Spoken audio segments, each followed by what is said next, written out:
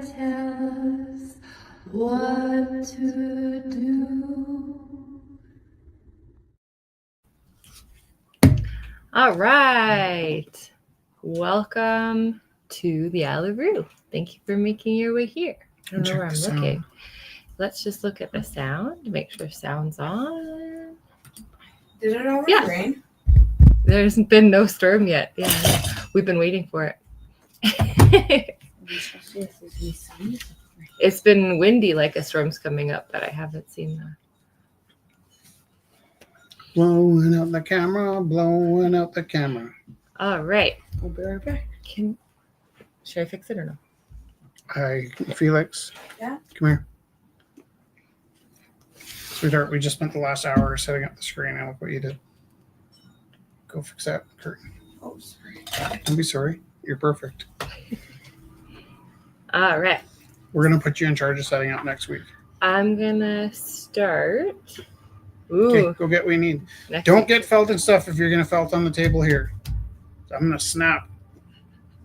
Okay, we're going to start with the land acknowledgement. Why are you so mean? And we're going to... Because it's hard. Get settled. One of our cameras isn't working tonight. Also, there's Instagram issues. No, there isn't. You would have told me a long time ago. Oh, no, it's the Instagram's fine. Rich. What? It's a message from Meta. Yeah. It's nothing I did. I'm blaming you. Well, I'm saying it's... When did we get the message? It's been up there when we were setting up. And if we can't do anything about it, I thought I'd try to do it anyways because it said in certain areas. Based on location, so what's it looks like forever. Or? It's not working. Like I think that's what happened last week too. It just isn't going live. It's not connecting to third-party streaming parties. So, if you're waiting for us on Instagram, that's what's happening. Wait, highlight. Huh? Hi. This happened last week, and we're figuring it out. They didn't give a message like this last week. Oh, it didn't happen last week. No. Okay. Okay, the Creator gifted us with this land that we are blessed to share and care for together. We acknowledge that the land we gather on Wakinstas is the ancestral territory of the Siksika Sitapi, the Siksika, the Gaina, the Pikani, and the Amskapi Pikani. We acknowledge all First Nations and Métis of Treaty 7 lands, the Sutena, the Ithkabi, which includes Bearspaw, Chiniki, and Goodstone. Calgary Catholics, oh, nope. The Isle of Roux commits to advancing reconciliation guided by truths, respecting treaty laws, and humbly walking alongside First Nations, Métis, and Inuit. We recognize all who live, work, play, and make art on these lands and who now call this place home. And we're going to be broadcasting from a different treaty land next week. So I'll learn a different land acknowledgement. Do they have them there? I think so. We'll learn. Okay. Yeah. If you want to join us, wherever that is for you, that's it for me. I'm actually pointing. I'm getting better at pointing at where things are on the screen. But wherever you find your comments, that's how you'd log in with us this week. So it'll be, Facebook, YouTube, or Twitch this week. But not Instagram. Not Instagram. And you knew that last week, but didn't tell me. No, it just didn't work last week. They didn't give us this nice message that lets us know it's not. Did you take a copy of the message so we can fix it? It's not a we fix it. I'll read it to you. Instagram's currently experiencing a platform-wide issue with RTMP streaming affecting third-party streaming services. The issue seems to be impacting users differently based on their location. Our team is in touch with the engineers at Meta to gather more details. So it's not us. It's like a Instagram thing with third-party. The third party would be Streamer, though. Yeah, that's what I'm saying. It's like they're... Gotcha. Theo's here! Come join us. You can grab your sketchbook if you want. Hey, Theo!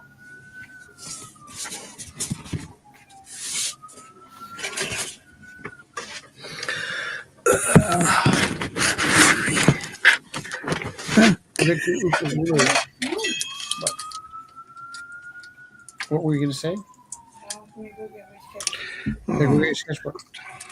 Or you want just a nice piece of paper? Want a collab? Yeah, I would prefer Out of the way now. Number 27. It's our 27th week in a row.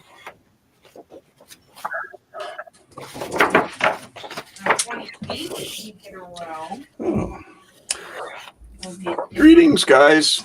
Hey, Theo. How are you doing? I'm busy doing a whole bunch of ATCs of my coloring book project. Nice. And a couple of postcard size as well. But yeah. Great. Well, they look unfinished to me, so there you go, because they are unfinished. They'll look great when they're finished. What do you need? Do you want your He's got his pen. Oh, perfect. Sorry. Also, do you want to use my nice paints here? No, you do. No. Okay. So this is, maybe I'll switch this here so that Oh, I think it's Can I pretty do- good. I think it's perfect.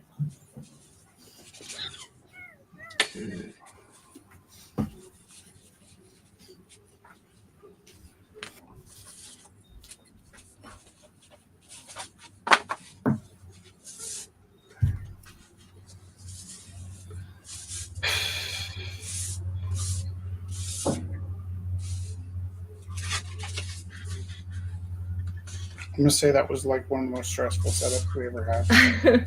Well, like as the Isle of Roux, because I remember some really stressful setups at Rumble House. What number are we at?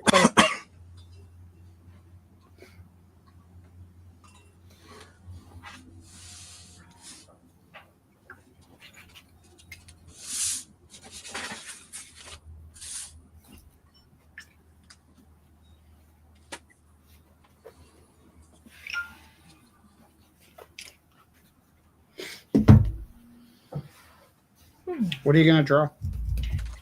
I don't know.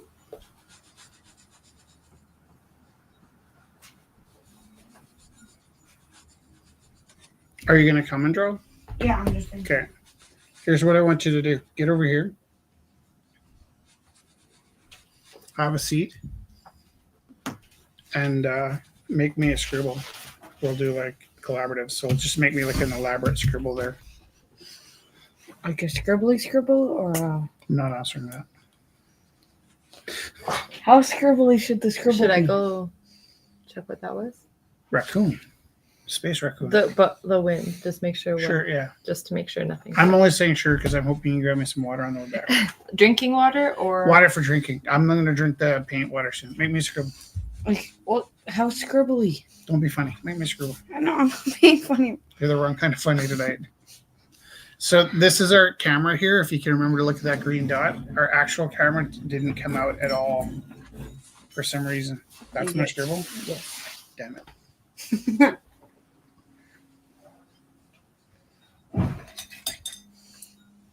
What is it? It's a scribble. Okay.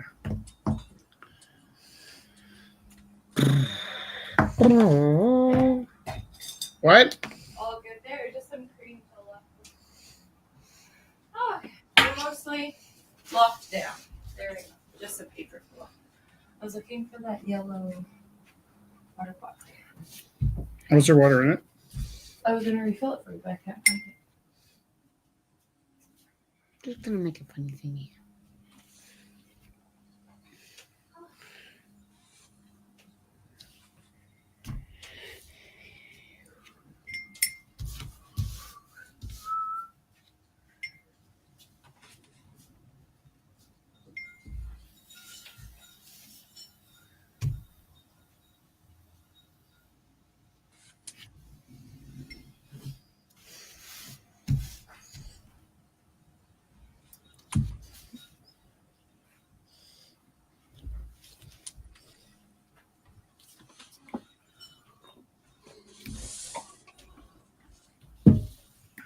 Kelly here.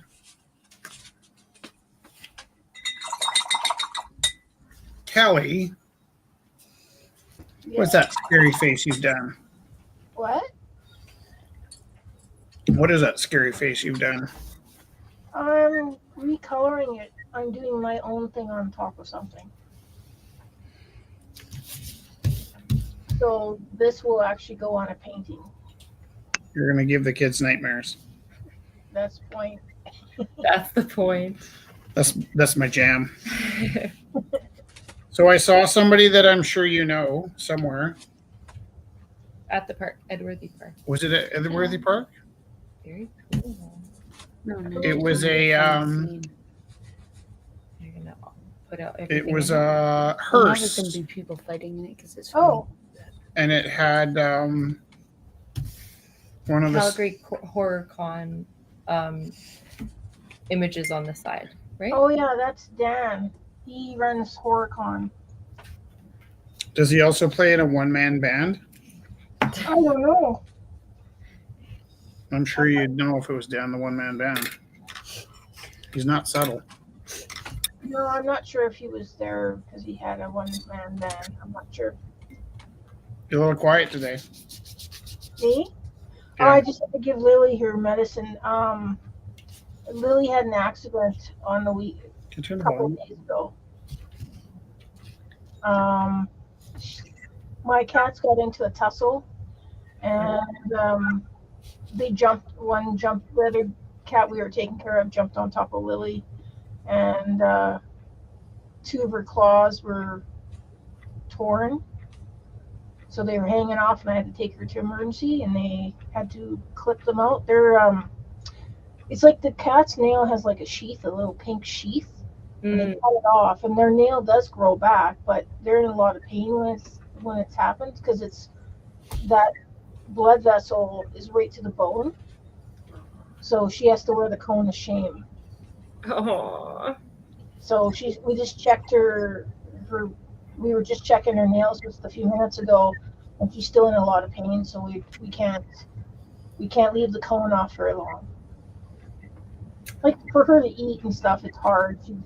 I have to help her eat. I fell asleep with her because she's having problems sleeping with the cone on. So, but she's okay. Just it's gonna take a month for that nail to grow back. Don't people pay good money to get those nails taken off? Yeah, well, that's like taking your knuckle off, right? No, I'm not saying you should. I'm just saying, like, Some people do that, but the cat can't defend themselves. It's like taking your knuckle off, right? Then they can only Well, defend. I would never do that to a cat, never, because they can't you're, grip. you're a good cat partner. No. What do you think of my crazy witch? It was Felix's scribble drawing. That looks good. I know. it is good. So when do you guys go on your trip? You're not supposed to tell people. Oh, Tomorrow at 4 a.m. We're going to be broadcasting on our trip. I was 100% just kidding. okay. Did I scare you? No, a little bit. Nothing scares you. Uh, We watched okay, I'm almost guessing in advance you're going to say you haven't seen the new one, but you have seen the old one. But we watched the new Poltergeist. We were going to watch the old one, but it just was on Crave or something. It was hard to find. But you must have loved Poltergeist as a kid. the old one. I haven't seen the new one. Maybe she didn't hear you say that. He said, "I bet you're gonna say you've seen the old one and not the new one," but we couldn't see. Yeah, well, I haven't seen it. It's perfect. My Auntie Penny just passed away. And every time I go see my Auntie Penny, she'd say, "Oh, you've changed your beard." And then she'd say, "Your hair is so white." And then she'd say like one or two of other things. And one day, not long ago, I walked in and said, "Auntie Penny, my beard is shorter and my hair is whiter. What are we going to talk about now?" And she just looked at me and was like, I don't know. "No idea." Yeah. It's kind of interesting. So you had an Auntie Peggy, you said? Penelope. You might have met Auntie Penny. She used to come to the gallery. Because I had an Auntie Peggy Oh yeah. Were they 20 years ago oh, on my mom's side. She used to give us old coins and stuff. sweet little boy? You combed your hair for this broadcast. What? Yes, you did, you handsome devil. What? It's okay. So how old is Felix now? 50. Not yet. 12. 12. He doesn't look 12. He looks like he's 15. I know. Thug life. What do you think of Felix's haircut? That looks good. I did it.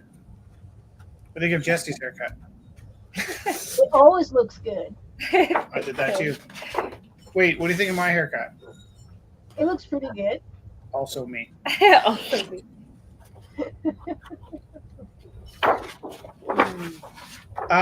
Kelly, did you send a link to Zach Abbott? No, I'll do that right now.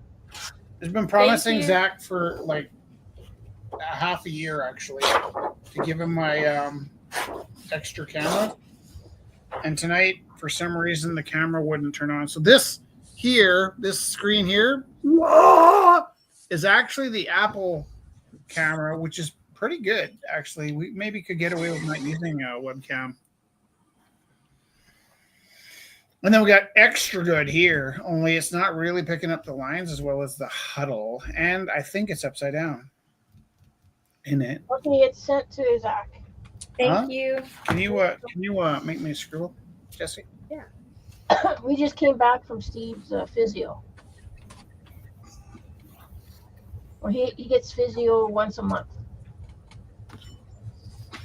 for his shoulder. Oh, did it go okay? Oh yeah, he said he's Physio. so I don't think he'll be rock climbing anytime soon. Does he rock climb ever? He used to, yeah.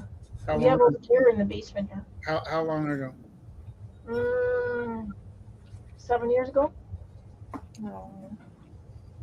But he still can't drive yet. He doesn't have the mechanism like, when you drive, you have your arms up. He can't do that yet. Oh man. Yeah. And what was that from again? He fell on the ice and shattered his shoulder. So That was this year? in December. So he has 10 pins and a plate in his arm. I kind of have a rough Achilles tendon right now. And I don't usually pay attention when I'm not feeling well. And then it wasn't kind of healing as quickly as I wanted it to. So I started doing some research. And then I'm like, oh, it can just snap off if you start to damage it. Great. Not like I'm going to go walk around Disneyland for 3 days straight.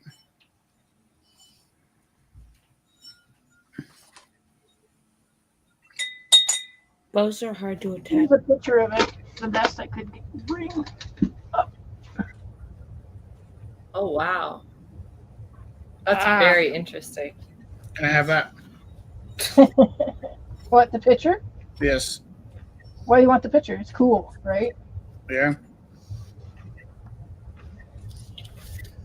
Okay. It's neat. That's When I ripped my arm off, I remember I walked into the I didn't walk, I was in a wheelchair. But as they rolled me into surgery, I remember walking through this kind of room full of those things. And they're all pinned up on the wall. And I saw one that looked like super familiar, and I was like, I was thinking to myself, wow, why does that look so familiar? And then I think the nurse pointed at it and she goes, there's your arm, see? And it was just like a fun, like, your arm.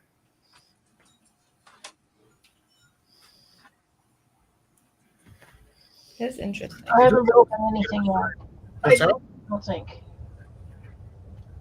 She hasn't broken I anything. injured my shoulder today from sleeping with Lily because I was trying to cradle her. Your cat? Yeah, because she can't sleep with the cone. It's hard. Life is hard, Kelly. Oh yeah. It's actually relatively easy for cats. Sort of. You know who doesn't have it easy is teachers. Yep. I'm going to do my first. I just prepared all my notes and then I prepared my bags, I call them. So I'm going to be teaching a panel in 2 or 3 weeks on how to make polymer clay teeth and nails. Cool. Just for an hour at a convention. Very cool. So it'll be cool. Is there somewhere we can put up a link for people to apply for your class, or is your class full? It's you have to go to Edmonton, So, and it's $50 to get in. are you trying to talk people out of taking your class, or? Oh, it's a furry convention thing, You say that like furries are weird. sort of. Not all of them, but yeah, if you want to put a link up, you can. I got this really wild kid, and like basically all we were doing was a little bit of reading, and I had to do a reading comprehension test with him one day, and like just like for his grade level, one of the testing words was furry, and he's like just so not interested, so not like I was like fire truck, motorboat, and then I'm like furry, and he's like, wait, did you say furry? And he's like so shocked that furry was on his reading comprehension. But I think when they wrote the reading comprehension, they weren't imagining like adults that dress up as animals and kiss, it's like snuggle. Very cute. How could you foresee that? No. What are some other funny words you wouldn't have anticipated becoming problematic? Oh yeah, I can think of a bunch. Okay, somebody make me a scribble. What is it? What am I gotta do? Give me a story. Ooh, I see a genie. Okay. I wonder what genies actually looked like. The gin? Yeah. Like beyond like Disney. Do you have some frame of reference?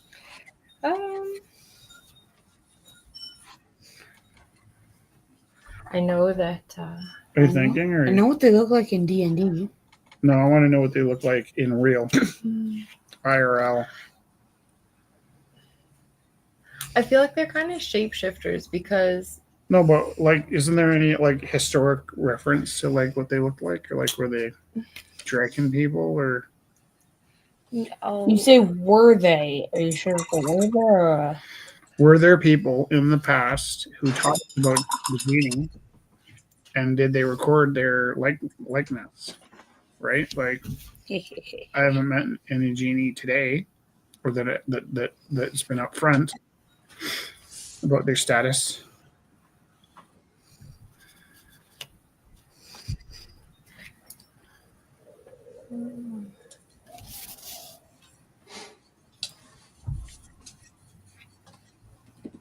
Oh, we got Zach.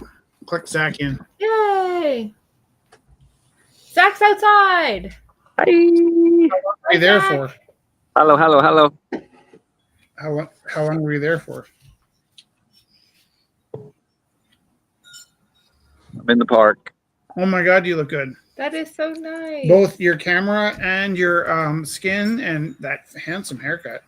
I was just worried. I was like, oh, I hope I don't look too tired. No. Why you were up late? What fell?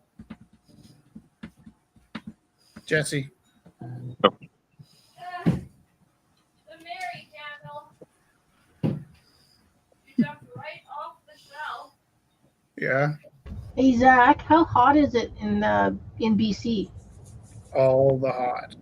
It was pretty warm, yeah. I'm not sure degrees, but it was a little overcasty today on the North Shore, and then sun came out early afternoon, and then yeah, it's blazing hot now. We're hiding in the shade though. I think it was 32 or 33 here. Oh yeah, yesterday was a scorcher.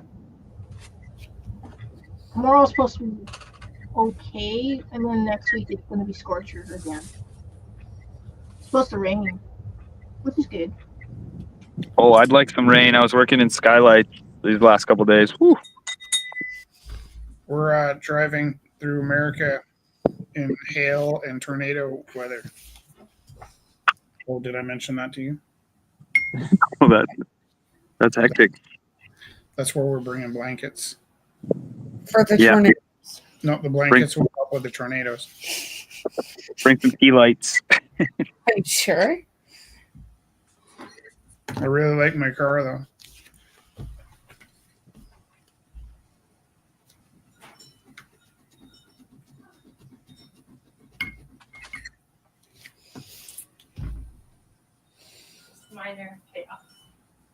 Just minor.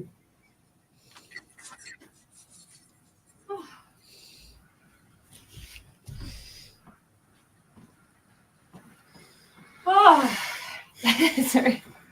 Oh yeah, so I looked up the gin.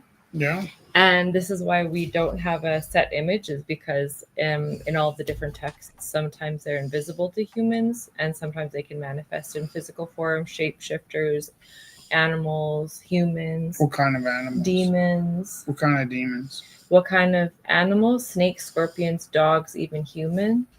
I'm gonna make this guy. You know Bilquis? Donkey. Do you know Bilquis? Yeah. Her dad was a jinn, and her mom was a queen. Mm. Well, that's interesting. Mm-hmm. Because I splashed and then a dot landed on his forehead. So I don't want that to come off as inappropriate.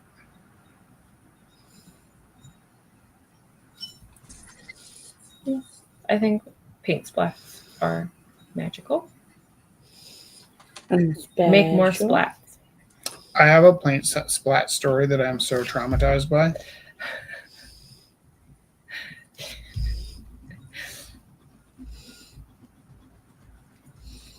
Yeah. Yeah. What is it? Well, we do figure drawing like at school, but the kids wear clothes. And I always draw the kids and then I'll give them a copy of my drawing and they're usually like, oh, thank you. And then like at one point when I was doing one of the drawings, there was a paint splat and just like an unfortunate landing of the drip, like, and I didn't notice it. And so actually it was a student I don't know that well, offered to model. So they were just sitting for us. And then I did the drawing. And then at one point I just dropped my brush or something and there's a splatter on the screen. Yeah. Web browser and not in the app. You're And here. so when I handed over the drawing, it was like when I spotted like, oh, that looks weird. And but it was too late that like if I acknowledged it and like took it back and like erased, it would have been Right. weirder. So I just handed it over thinking like, that's obviously a paint splat. Like nobody would, you know. Mm-hmm. But now like I blush every time I see that kid. And I'm like, I don't think she was bothered. Like I was like super like traumatized. And I haven't done figure drawing since.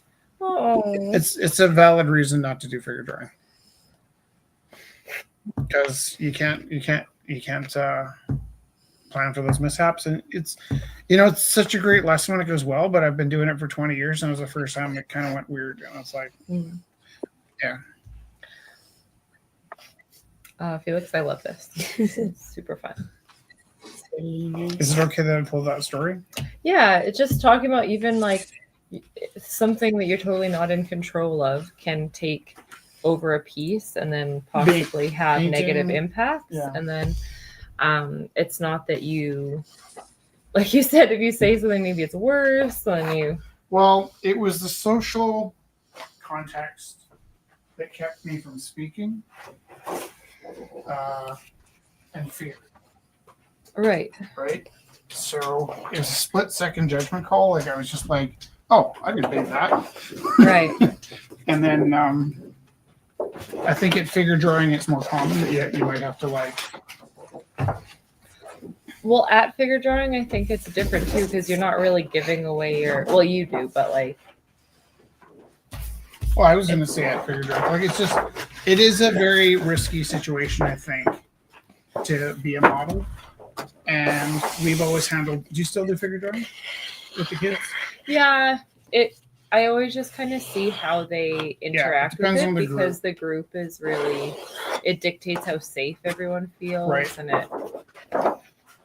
And it can be like you said, it can be an amazing lesson, but then it can also be like a not so great lesson if, like you said, even if something is by accident done, it's not like that.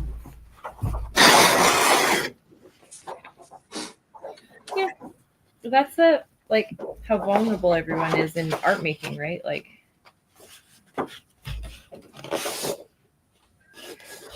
one time I was actually it was when I was new at a school, and when I came in, the kids were like excited because I was new and different, but also this was a school where like you really have to like earn your familiarity. And this one kid just didn't like me. I guess like two best friends didn't like me, and we kind of got along most of the time. But some days he'd come in and just give me a ton of sarcasm.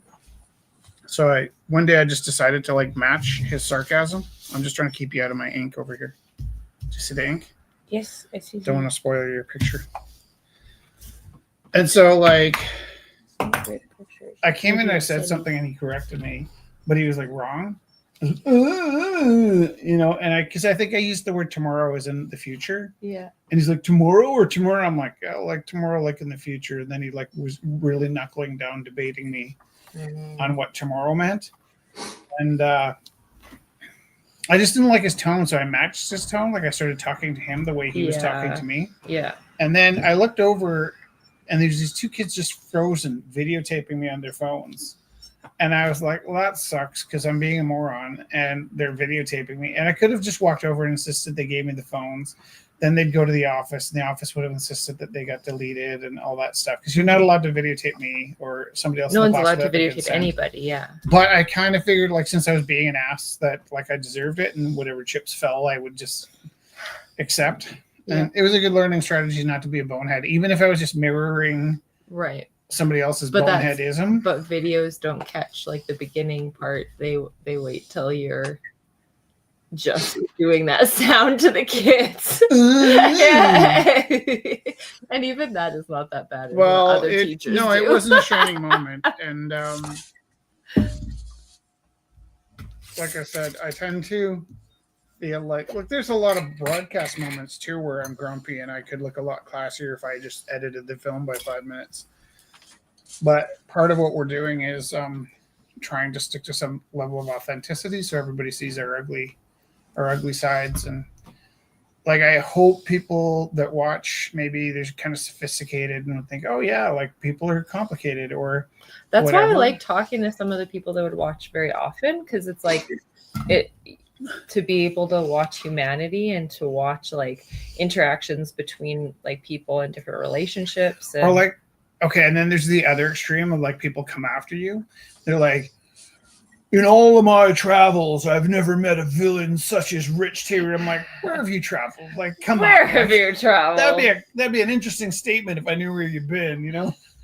And they're always like, you think you're so perfect. Well, when did I ever give you the impression, A, that I was, or that I think I'm perfect? Like I'm so comfortable not being perfect that I'm problematic.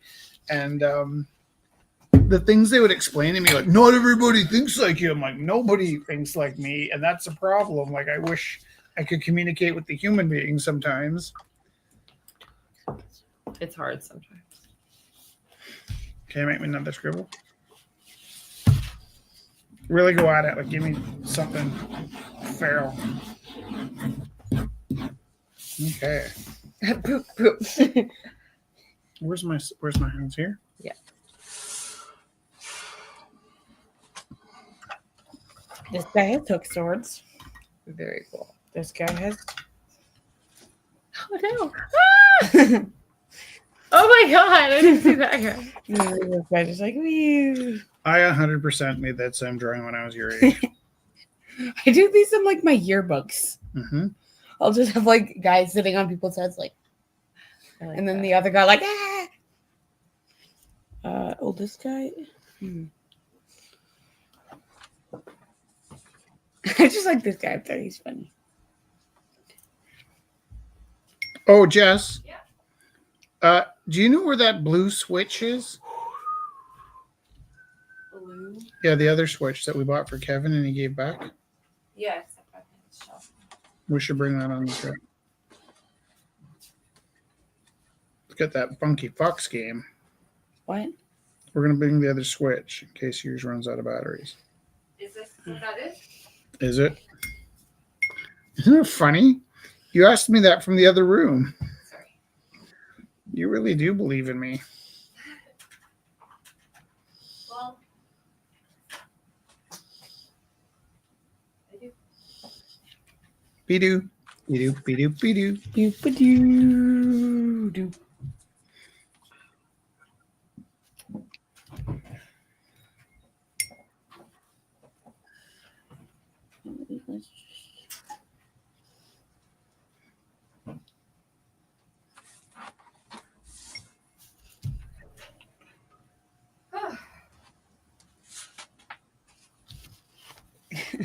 This guy's happy. He defeated his foe. He is happy. Big face. Is that how that works? Or do you feel bad for your foe as well? Oh, this guy's happy. Ah! I mean, ugh.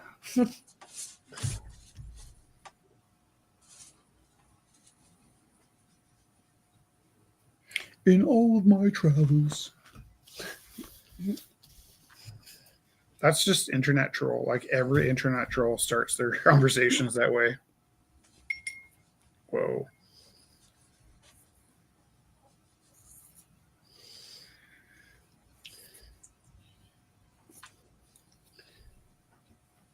Some of them look slightly demonic, but they're actually happy. The internet trolls. No. Maybe some of them. They're actually happy.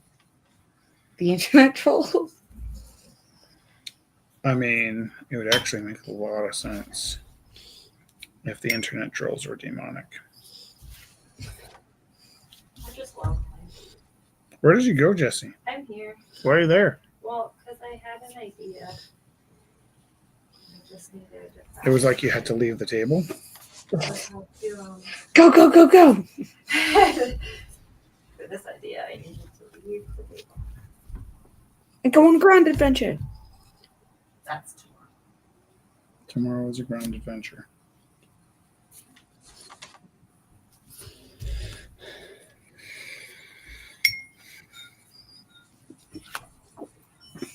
His fingernails.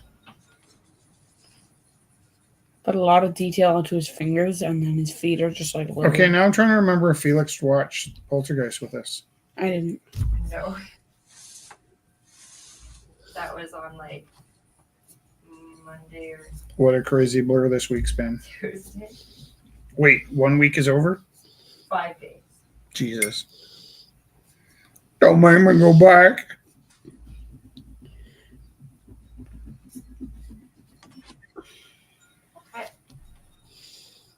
I'm kind of excited to go. Like to go back? School is fun. That Yay. was so nice. Mm-hmm. Yeah, there's a lot of people down here, and this guy's hook sword. This guy's a spotted rapper. And You like hook sword? Not particularly. Me neither. They're not like the right flow. You know what I mean? You also can't get them anymore. I got a pair. Well, they're really hard to get. I just walked into Valley Village and there they were. And that's actually how I met Galen. I know. I was like, these don't feel like they should be here. And I phoned Galen up and I said, hey man, Rich from school, you like Kung Fu, right? And he's like, yeah. And I was like, so I got these Hook swords. No, weird swords at like Valley Village. And they kind of feel special. Do you know where they go? He's like, not really, but I'll take care of them and make sure they don't fall in the wrong hands. Galen is their own hands. Yeah, because when I went over to visit for the next time, he had them hooked to a chain and he was swinging around his parking lot. Terrifying. And I don't usually tease him about this, but I think he might have had a bandage on his head or something like that too. Like it could have been from, Shaving. moving something in the garage, but he probably hit himself with a hook sword. Life is short. Life is short. Hook sword. Life is short. Hook sword. Life is short. Using hook sword makes it shorter.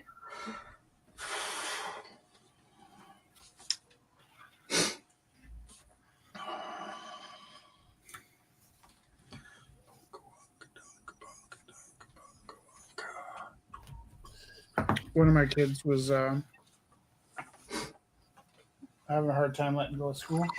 It's like a good part of his life. And he contacted me last week with a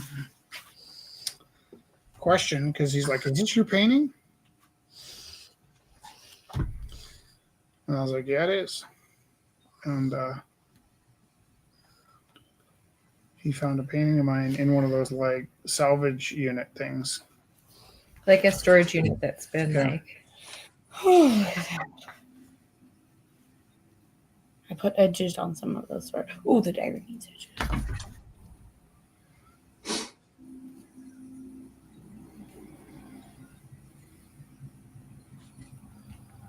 I think it's pretty fun when you find your artwork out in the wild. Well, in all my travels, I practically never run into rich Teru paintings. But These other are people really thick dagger. Daga.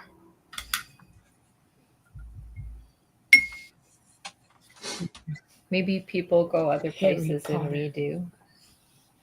So they see different things. I'm not complaining. I was super happy. That No, he it's super found that cool. painting. Yeah. It was perfect time because it was like one of the best kids. And I'm not good at saying goodbye. So I always ditch out so I don't have to say goodbye to people. I'm like, yeah, come see you at the party. And I don't go to the party. And so he was having a tough time leaving school. And I finally just said, hey, man, like, tough when kids graduate. You got to get out of here, man. And next day, texted me and said, is this your burning? That's fun. Like, what a fun thing for people too is like they're off in the world doing their thing, and then all of a sudden, little messages. Actually, I hear, especially around Cochrane, I hear that a lot. Like somebody's like, I was at a party and there was a Rich Teru painting.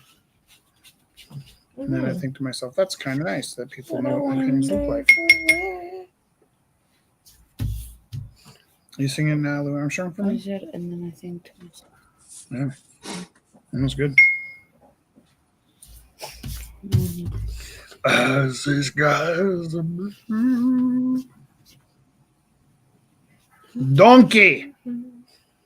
And a mountain donkey.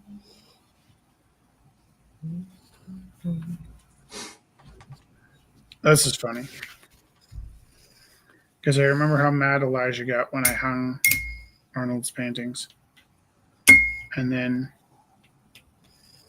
the next day he wasn't mad. And I was like, so what changed? And he's like, well, because at first when I was hanging,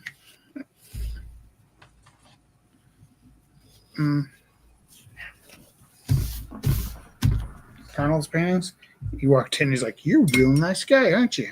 You're a real nice guy. And I think what he was saying was like, we're not just going to hang any old slop on the wall. And then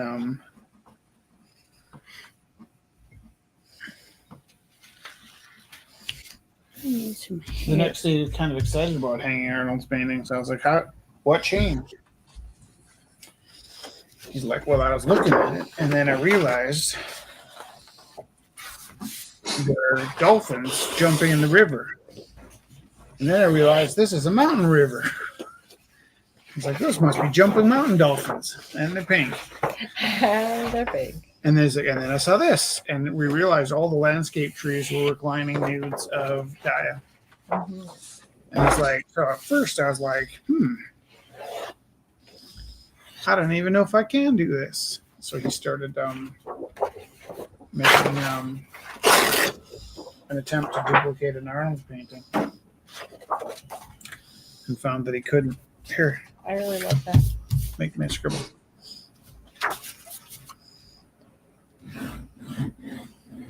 I think that's the trick, though. If you're gonna be Jesse, can you add to the scribble? Yeah. Actually, I think I know what I'm going to do. Okay. Yeah, here we go. okay. I just think that's a great learning opportunity. Is like, What If about you're- the other scribble that we did? All the scribbles are done. They're on the floor here. he's a fast Oh. worker. Oh, I didn't show you because it turned it into a lady. It's lovely. Ta-da!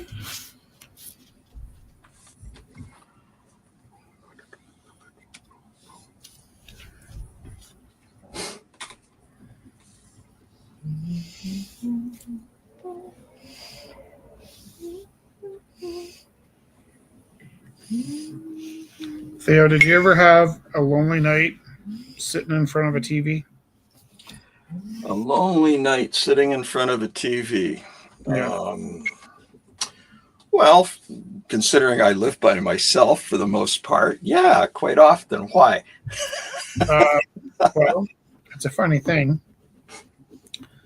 And I love my wife, but because Jess and I live together, it's like kind of foreign to us, I think, the idea of being like spending any time alone, right? And I know that there are couples that do spend time by themselves that are married and live together, but we don't do that. So there's like one night a year when she has a school event and I have nowhere to go and I've forgotten how to feed myself, and sometimes I can't even get in the house because she's got everything in her purse, so why would I carry the extra key? And there is this one night where I'm like a bachelor and I'm reminded of I spent, a decade by myself. So it's interesting to me, first of all, for one thing, we both quit drinking together. But I also have this kind of like romantic notion of like what it was like to be just in like a quiet, empty apartment alone. And I used to, really felt miserable about it. Like I would sulk. But now I kind of miss that sensation of like, I don't know what it is. For me, it was a sadness. And I know you're not sad. You're lovely. But sometimes I miss the sadness. The sadness.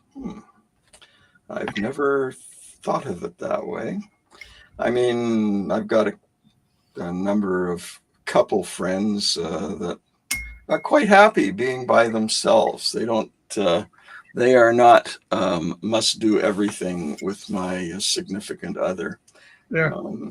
And I think if the couple has had kids, from the get-go, you're suddenly in a new normal with the responsibility of looking after this little tiny being that is demanding an awful lot of attention from both of you, and they will take up so much of your time that when you are by yourself, you sort of go, oh, I can unwind for a second. I remember when Robin was young, Mm-hmm. we ran out of diapers at sunset. And I remember I was 23 and I was sent for diapers. And I was just walking down the street to the 7-Eleven to get diapers. And it was the first time I'd seen a sunset since she was born. And I was just kind of shocked that still existed. And I was like, I could get a Slurpee. I never got Slurpees, but I remember just being like mystified of all the possibilities that you forget to see the sunrise for years on end when you're putting the kids to bed at sunset. Yep. Yeah. Gotta read them stories and, tell them that they're safe. And how old are your kids? My kids now are, they're either as old as you or slightly older. How old are you now? 52? 53. 53. Okay, so this is blah, blah, blah, blah, blah. Yeah, okay, so you're just a bit older than Ingrid, who turns 53 this year in November. And Henry turns 51. Yeah. Yeah. It's strange. Yeah, it's crazy how time moves like that. Now you've got, I've got kids that are, hey, you're old, as I like to At some point, it's like you become the same age. On them. Yep. Yeah, exactly. if we live long enough, you know. 70 a year and 100, that's kind of close enough, Yeah, exactly. Yeah, and both of my kids wisely didn't have children until they were in their mid-30s, So they had a few more years than Linda and I did as freewheeling adults, as it were. Not that it's any easier. Still got to make a living and all of that stuff, but yeah, I think it's better to have kids when you get into your 30s, as opposed to when Linda and I did it. We were the absolute average age of people at the time having children. So it was Ingrid was born in 1972. And I was 23 and Linda was 21. And that was the bog standard average for people having kids at that time. Wow. I think it's gone up a few years since then. At least I hope it has. Yeah, I think you're still like a baby when you're 23. Yeah. Well, I mean, geez, I'm still like a baby at 76. So, Exactly. Yeah. You parts of your psyche stay at certain ages. That's for sure. Yeah. And they don't progress much, and you have to slap yourself and say, "Smarten up," And it's hard sometimes to do that. Yeah.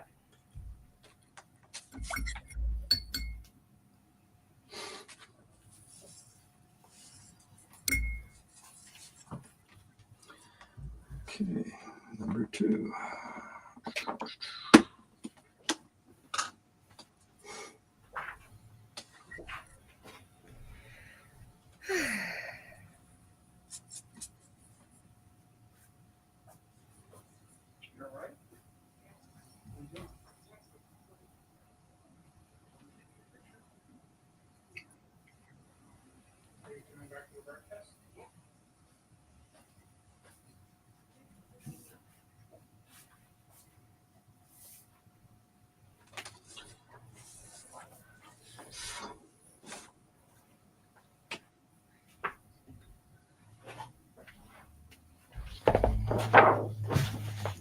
What do you think of this?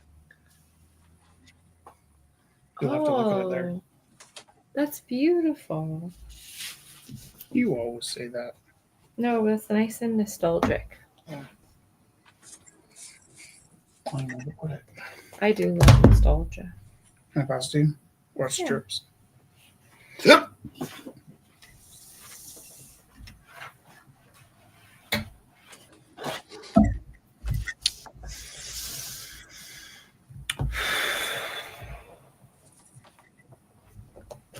A world of ideas.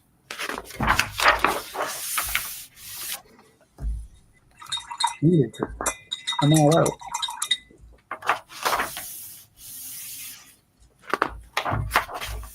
Nuts. I do not want to paint those.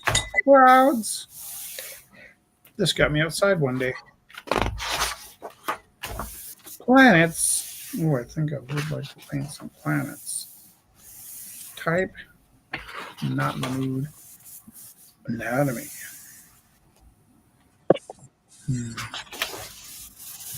Alphabets. Ooh, Alpha, Bravo, Charlie, Delta, Echo. The atomic structure. So 1, 2, wait. Where's the inner ring? 2, 3, 4, 5, 6, 7.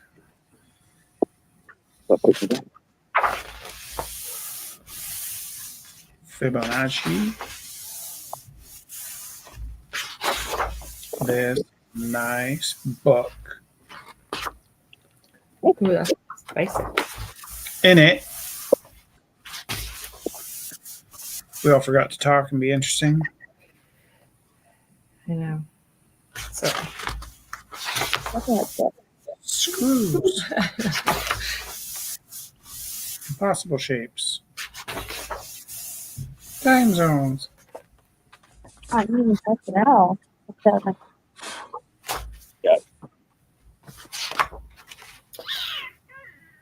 You should like river tip. It'll be too low. Can you hear that? Can you hear that? me. What were they saying? Oh, no, I just heard they're talking. They're probably just having a conversation. Oh, just Yeah. Nothing important. Yeah, like a them conversation. Ooh-wee. Oh, that's fine. Maybe I'll bring that.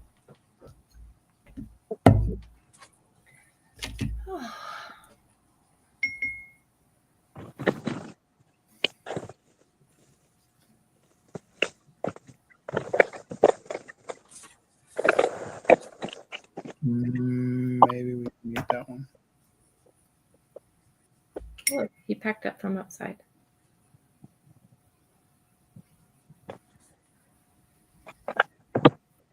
Oh, it's so beautiful. The outside.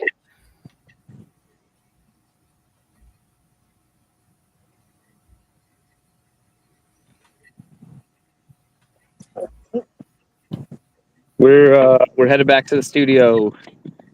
Nice. So I'll give you a buzz when I'm back with the back Nice. at the spot. Awesome. Have a good walk. See you soon. Bye. Bye.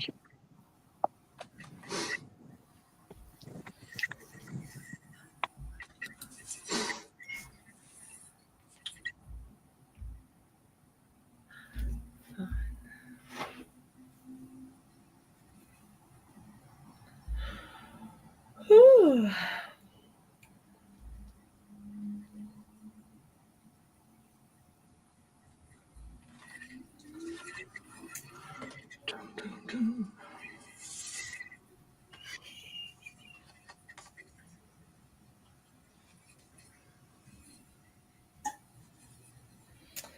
Oh man.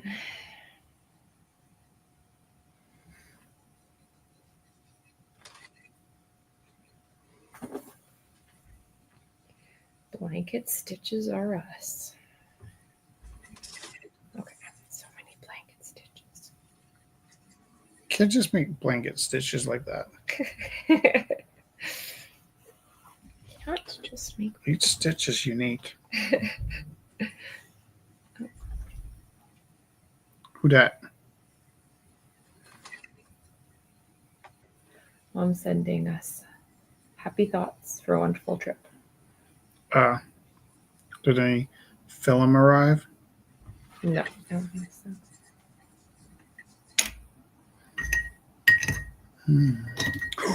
Dropped it right on the painting. I meant to do that.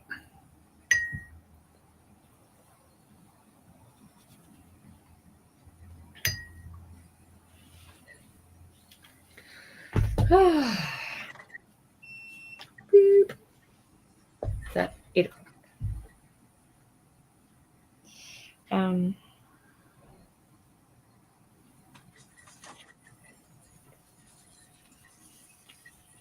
How did you like that?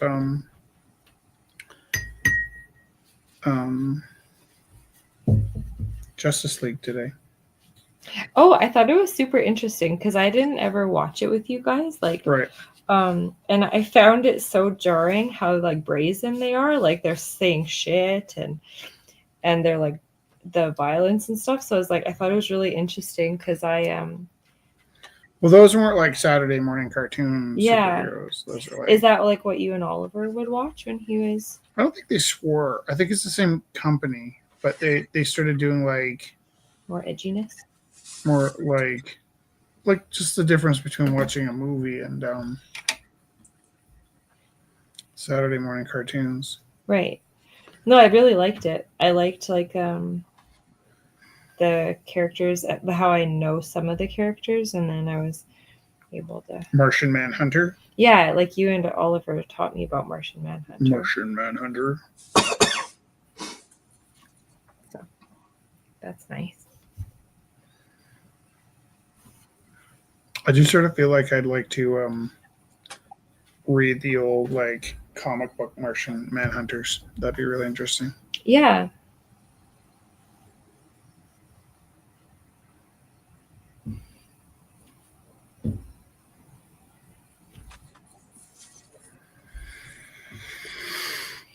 Because that's an interesting narrative.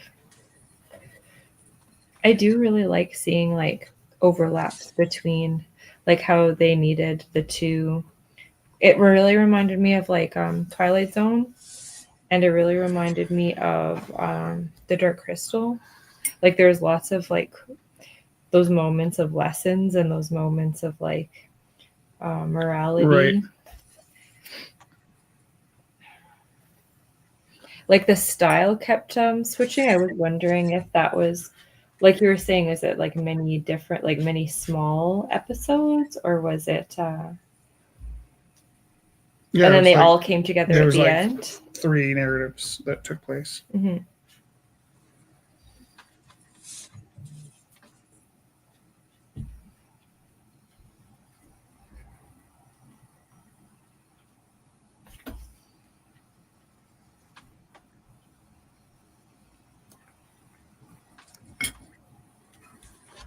All right. What do you think of this one?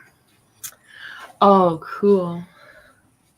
Worms and stuff everywhere.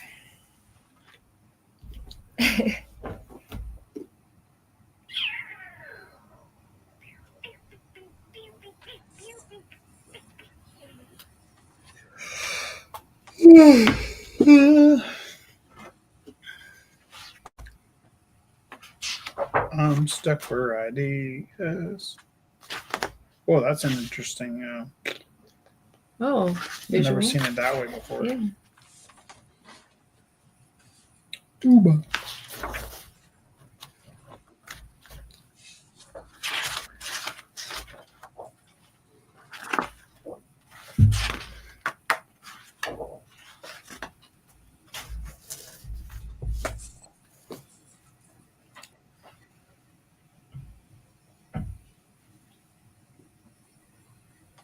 Hi.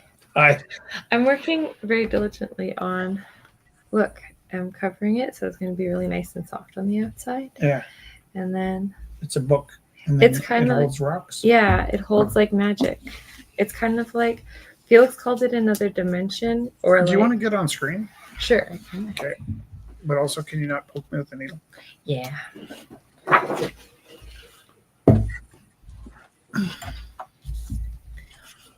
Whew.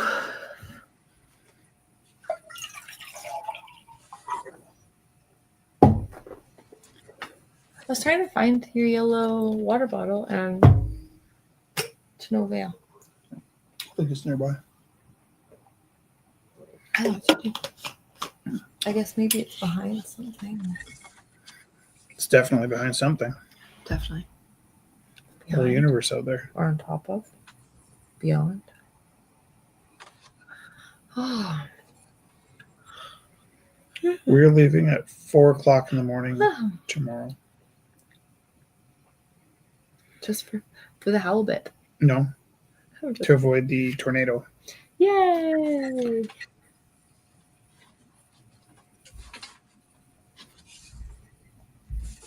What an adventure.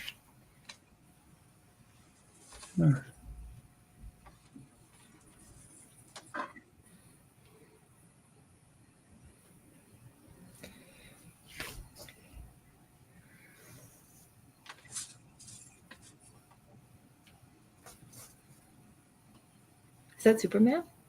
It is not. It is no. However, it is from Superman. Oh. What was that character's name? He's like a mashup of like Kerouac. Oh yeah, the Drifter. What was his name then? I don't remember your like. He's all of them. Kerouac, Ginsburg, somebody.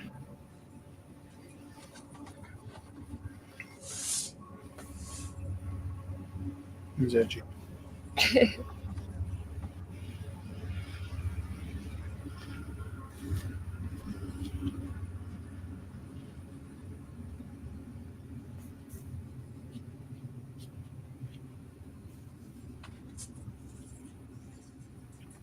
Also, we're having a show on Yeah. July 18th, and it's going to be in Inglewood, featuring Mark Vasquez, Carmen Vasquez McKay,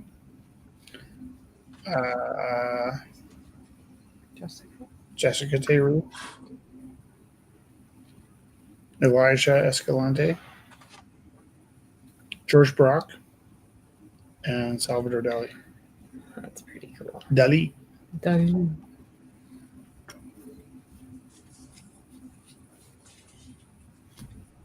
Pretty fun.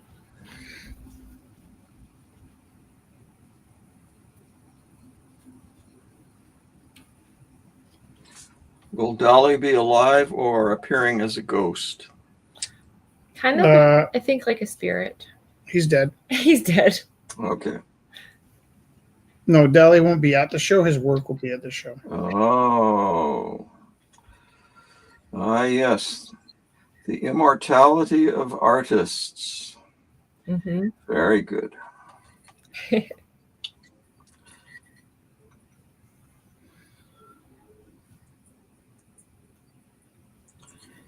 Although it would be a great selling point, you know. Back from the dead, Salvador Dali. No, he's not a zombie. It's real. Come on down. Can you imagine? Yeah. And then folks would be all upset when it turns out that you were lying. But, you know, hey, apparently lying's okay now in society. I just have to look at our current premier, who lies every time she opens her mouth, just about. Yeah. It's. Is she lying or is she just crazy? I don't know. I don't care. If it comes out of her mouth and it's an untruth, I consider it a lie. So, and I don't think she's crazy. I think she's a very determined ideologue. That's fair. I'm not a fan of her. I hope that didn't come off as defending her.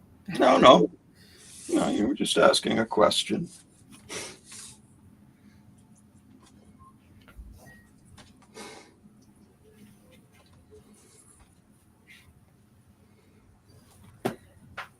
Oh my.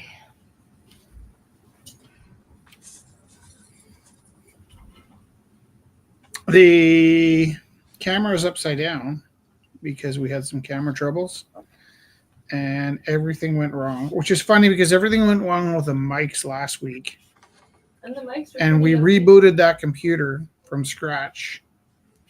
And that seemed to fix the problem. But I also ended up buying a new cable, which also might have contributed to the problem being fixed. Yeah. And then after we got the mic fixed on that computer, the camera wouldn't work on this computer. And the camera worked, which was frustrating, but it's not connecting with the StreamYard. Bad camera. No, bad StreamYard. Okay. Camera seems okay. All right. I tried out 3 cameras and none of them worked. So. Oh, well then, that's basic troubleshooting. Yeah, I think you can safely say at that point, bad StreamYard. The worst part though is I totally expected it the first time when I traded out the camera. Well, to be honest, I expected that if I just shut it off and started it again, it would work. Hey, and it didn't. Time honored thing. You do the easy stuff first before you decide. Oh no, it needs complete logic board replacement. No, you just needed to turn it on and off and reboot. Yeah. Well, I think my setup might be just different next week if I go back to I can use my old laptop, I think. This is a strange thing about the broadcasting. It seems to me, and we've kind of been dealing with this since we started, that even, like, it doesn't matter if your computer's new or old or filled up or bunged up or whatever. Sometimes it's like you overload the port, and then internally it just sort of like sets itself a limit. Yep. That it's not going to have this item on your computer anymore, which is probably good from keeping the computer from getting damaged. But it sucks if it stops using something that you were counting on. You know, like that's why I have the computer on, is to use that camera. Without that camera, this computer is just kind of a paperweight. Yep. Yes, indeedy. Felix, was I funny? What? Oh, you laughed when I said paperweight. I thought maybe I was funny. I would have been impressed if you're listening that well. What are you doing in there? I'm finishing texting my friend.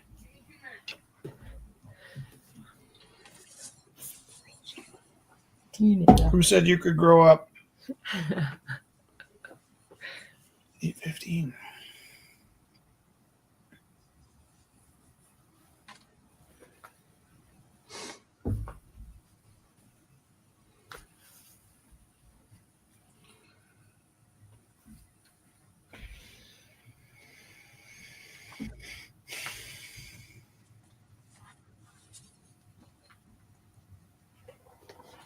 I love you. Rich Taylor. Oh, she's so angry. Is she putting Eye of Newt in her? Is that? Oh, that's her fist.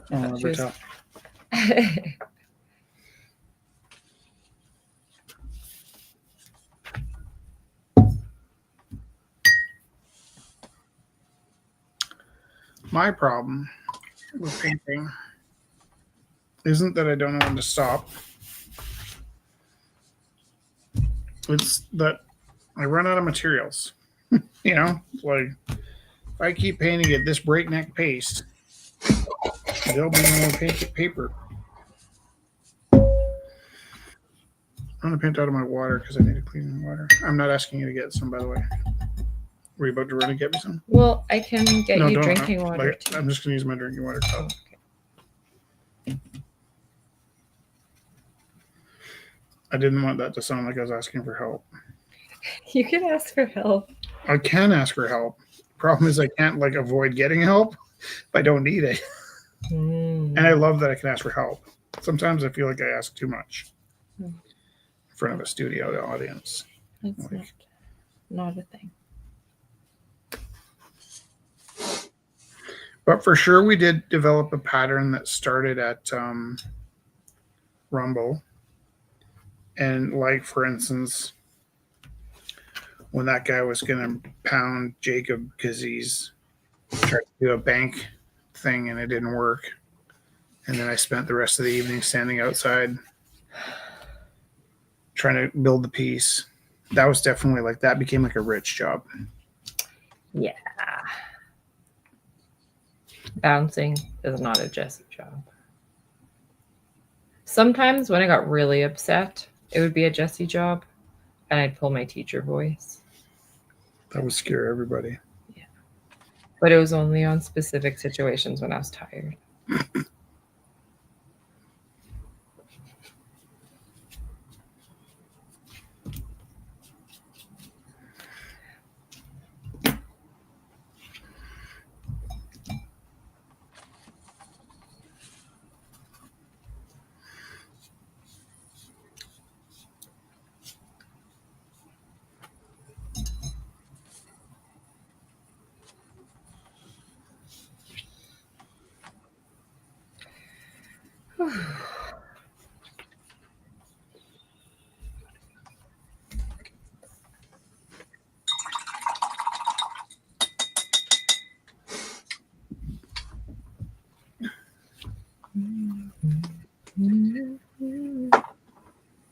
How far into Bullet did we get? Not very far. We didn't get very far. Tia, have you ever seen Brubaker? Brubaker? Yeah. It's not ringing a bell. What's it about? Prison warden. Nope. It was Robert Redford. No, if I did, it has long since departed my my brain cells. How I'm about pretty sure I haven't. I seem to recall, I know the name's familiar, and saying Robert Redford, that just means that I've seen ads for it whenever it was released. And but I'm pretty sure I haven't seen it. what kind of movies did you like to watch when you were going to movies?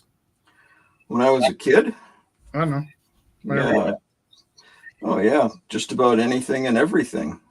When I was a kid, it was hop on the 16 Renfrew with my buddy and zip downtown to Granville Street and Theater Row. There'd be, you'd have 8 or 9 theaters to choose from. So there'd always be something that you wanted to see. That is so nice. Yeah. So what's the last movie you wanted to see? The last movie that I wanted to see? Yeah. I think the last movie I actually wanted to see would be Who Framed Roger Rabbit, or Who Killed Roger Rabbit? Whatever. Who Framed Roger Rabbit? Yeah. Who Framed. There we go. Yep. That was the last movie that I actually wanted to see. Was that a Ralph Bakshi film? No, don't think so. I can't remember who produced it, but I don't think it was Ralph Bakshi. Could be wrong. I never pay attention to those details. It never stuck with me. Did you like Ralph Bakshi? You just told me you don't like those details. I wasn't listening. Hold on. Ralph Bakshi, his stuff was okay. His things that he did with Crumb and Von Bode were okay. I won't say they were great or anything, but they were okay. I preferred the comic books myself. Yeah. Robert Zemeckis. That's the dude who produced it or directed it. I'm looking to see who the animator was. It was some studio, but couldn't tell you who.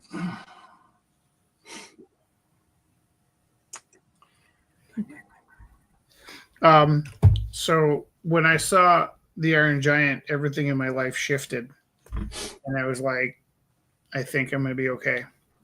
And there was a few moments in my life like that where it was just like everything came together. I was having a rough time, and something, pop culture, saved me.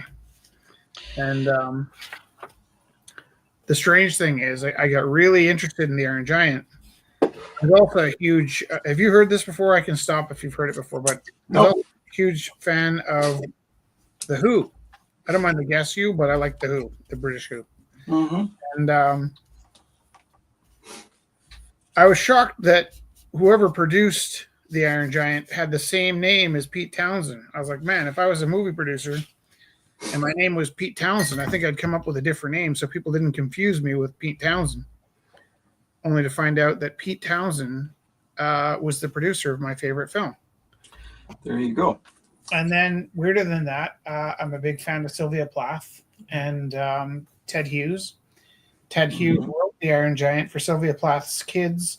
After she committed suicide, he wrote The Iron Giant to cheer them up. And so, did I know The Iron Giant was Ted Hughes? I think I did know it was Ted Hughes that wrote it, but I didn't know he wrote it for Sylvia Plath's kids. Yeah. Wait, yeah, I didn't. Well, I'm just learning that now. I've seen The Iron Giant. I really liked it. But yeah. So then beyond that, I really like, actually, I kind of wish I liked Harry Connick Jr. more than I do, because I think he's a really interesting dude. I just, as far as his like contemporary music, I'm not a big fan, but I think he's it's cool that he was like a child prodigy and he played with all the best jazz musicians in New Orleans. Then he kind of grew up and ended up on like evening TV or whatever. But I kind of thought he was cool. And there's another layer to this. Oh, yeah. So a completely different moment in my life when I thought, oh, man, everything sucks, and decided that things might be okay, was Steven Spielberg had a show called Amazing Stories when I was in high school. And I was usually too busy to watch TV. But I caught this Amazing Stories because it was about a guy who was like a belly gunner in an airplane, and he wanted to be an animator. And all the people in his crew were like, whatever his name was, would end up doing something with his life because he had the imagination. And I was like, it's weird to me that in the World War II, everybody thought the guy with imagination was going to be the winner because my experience is having an imagination means you're going to suffer. But anyhow, he got stuck in the he was the belly gunner and he got stuck in the undercarriage of the airplane. And the crutch of the film was, and there was no, and it was an all-star cast. Like Kevin Costner was in it, and he was a nobody. And I think possibly Kiefer Sutherland was in it, and he wasn't a huge star. But it was just this all-star cast of like people that went on to become stars and just did one episode of Steven Spielberg's TV show. Mm-hmm. The spoiler alert here is that the guy with the imagination went into this kind of like trance and started animating wheels onto the airplane that he was flying in. Like he did a drawing of the plane and he just drew these wheels over and over and over again until the plane landed. And the final reveal was the plane just landing on these big cartoon wheels. And I think I saw that episode. Yeah. Rings the bell. Yeah. But guess who the animator was on that? I don't know. Brad Bird, the guy that made the Iron Giant. Oh. So when I was kind of reading up on the Iron Giant, I was just kind of blown away at how many different pieces of this one movie affected my life. So there's my Angry Witch. I haven't used color in a while. What do you think? Oh, wow. That's what you say all the time. But the color really adds. Let's see. I got to put my glasses on. Oh, are you going to look too? Yeah. I like that. Yeah. It's for you. She's wild. I got a stack of little paintings that I squished down for you. You squish down? Yeah, with the paper cutter. Oh. I like the idea of squishing them down, though. Yeah. Yeah, squishing down makes me think of something else. You trim them down, as to be precise, right? I took a paper cutter blade. There you go. I Trimmed. Squished them down. Yep. Until they were smaller than they were before. Rich Teru. How well have I taught you grammar? That was not squishing, that was cutting, trimming. Use the right word or you'll confuse people. There you go. I was just channeling one of your English teachers. I'm a published poet. All my English teachers weren't. They don't care, but they're really happy that you are a poet. Yeah. I'm sure they are. Published poets. I mean, published poets can use whatever words they want. No, they And you can't. know what else? We don't even have to use punctuation. Yeah. That's one of my favorite things about poetry. Oxford commas. Come on. I'm a fan of the Oxford commas. There you go. Yep. You never told me that. You must have hated my book. Oh, no, I don't hate your book. I love your book. You actually use commas. Unconventionally. But unconventionally. I like how you use commas kind of like hyphens. So You're channeling Fluxus. exactly. So Mike Arsenault is a very brilliant English teacher who read my book and then offered to edit it for me. And then he took a copy of it to edit. And then he asked for another copy because he'd marked it up. He was halfway through it. He came back. He's like, "You son of a bitch." And I was like, "What?" He's like, "Well, I've been marking up all these marks in your book. And then I realized it was a mistake. These were intentional." I was like, "Oh, yeah, they're intentional." He's like, "Okay, I need a new copy to start." And so he did help me edit the book. And he told me things that are like, here's a thing that's, it doesn't. They will alter meaning. It doesn't pass. Yeah. But he had to like start from scratch because he had already made marks and wanted a fresh copy to work with. Yep. And that's actually the second person that said something very similar to me like that, because I often tell the story about when Jerry Biquette left on holiday and then realized I didn't do what I was saying I was doing in my essay. I said in my essay I couldn't do the assignment, but I actually did the assignment while saying I couldn't do the assignment, and he fell for it, gave me an F, got in the cab, headed to the airport, got halfway to the airport, slapped himself in the forehead, realized that I could do what I was supposed to do, because I did do what I was supposed to do, but lied about it. And he wrote me this nice passage that said, I deserve the A+ for this, for seeing what you've done. Stole my thunder. That is one of the very few things in my life that I kept. I have a box of a few things that mattered to me. And I don't know if I kept the whole essay, but I had to keep the part where he scolded me for being clever. A little too clever. Yeah, a little too clever. What do you think of this one with color? Oh my. Oh, I'm on fire. Hey, Felix. Yeah? Guess what? We're doing a live broadcast here. Should come and take part. I want union scale.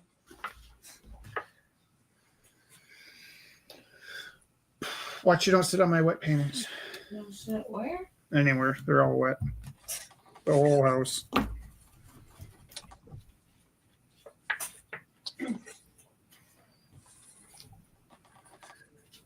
Yeah, in fairness, Felix has been working for free at the gallery since he was born. This is his first summer without a gallery. Yeah, actually. This is your first summer without a gallery. Oh, yeah. How's it feel? Not different. Still making me work every night.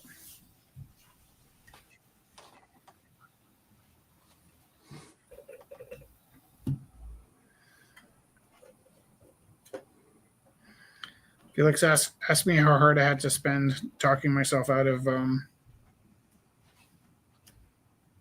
are you working on? I'm just looking for something. You're blinding me with that light. Yeah. I had to talk myself out of bringing puppets. Why did you?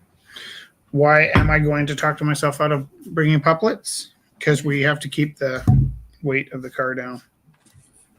Puppets weigh like a pound. All like at first, pound a piece. But then now that I got the puppets, maybe I should bring some of these stages. And wouldn't it be nice if I had a green screen? And no, I don't need a green screen because we'll be going to the desert, but I do sort of feel. Where was it? It was on the bookshelf. Bookshelf. Wow. Crazy people do. Bookshelf.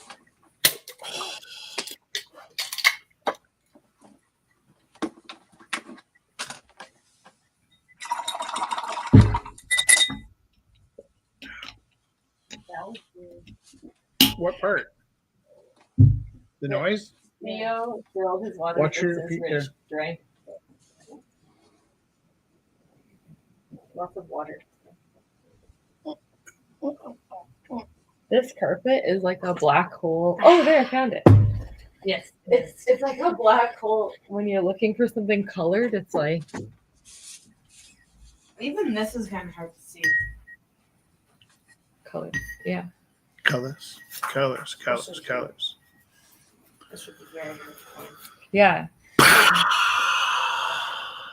Hey, Theo. Yo. How does our screen look? Does it look fuzzier than usual? Hang on 1 second, because as soon as I pull my eyes away from my paintings, everything becomes fuzzy. So Jess and I in this top corner am I in the top corner for you? Yes, you are. You're in the top right. Okay. And then do we look fuzzier than usual? I honestly can't tell you.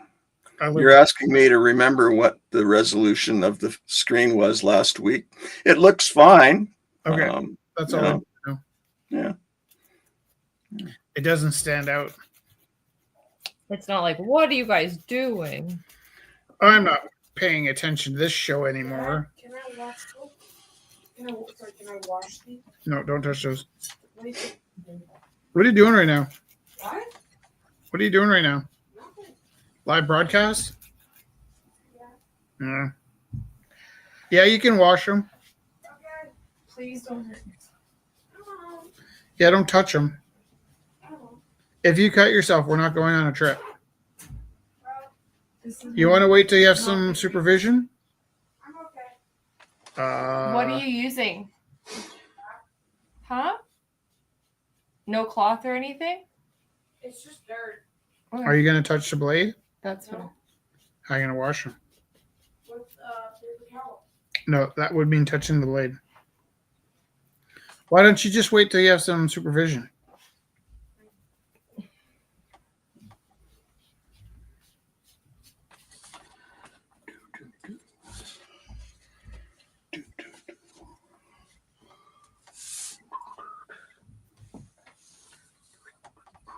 This would be really one of those funny moments if you didn't listen and I had the whole thing on video.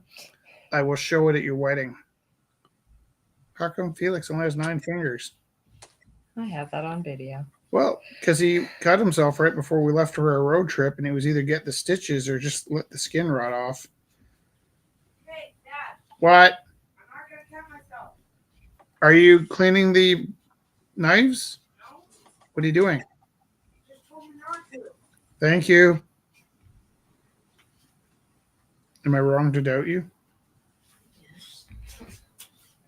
How did we end up with those knives? Well, Dad, I was throwing scissors at my mom's house. You thought it'd be a good idea to buy me throwing knives. Then you got yelled at.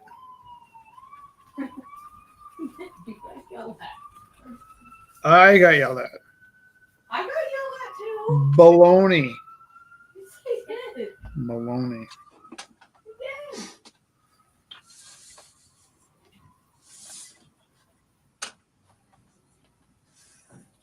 Everything you do is cute. But when I do it, I'm supposed to know better.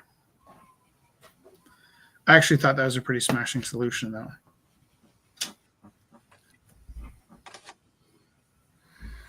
Smashing, really. Is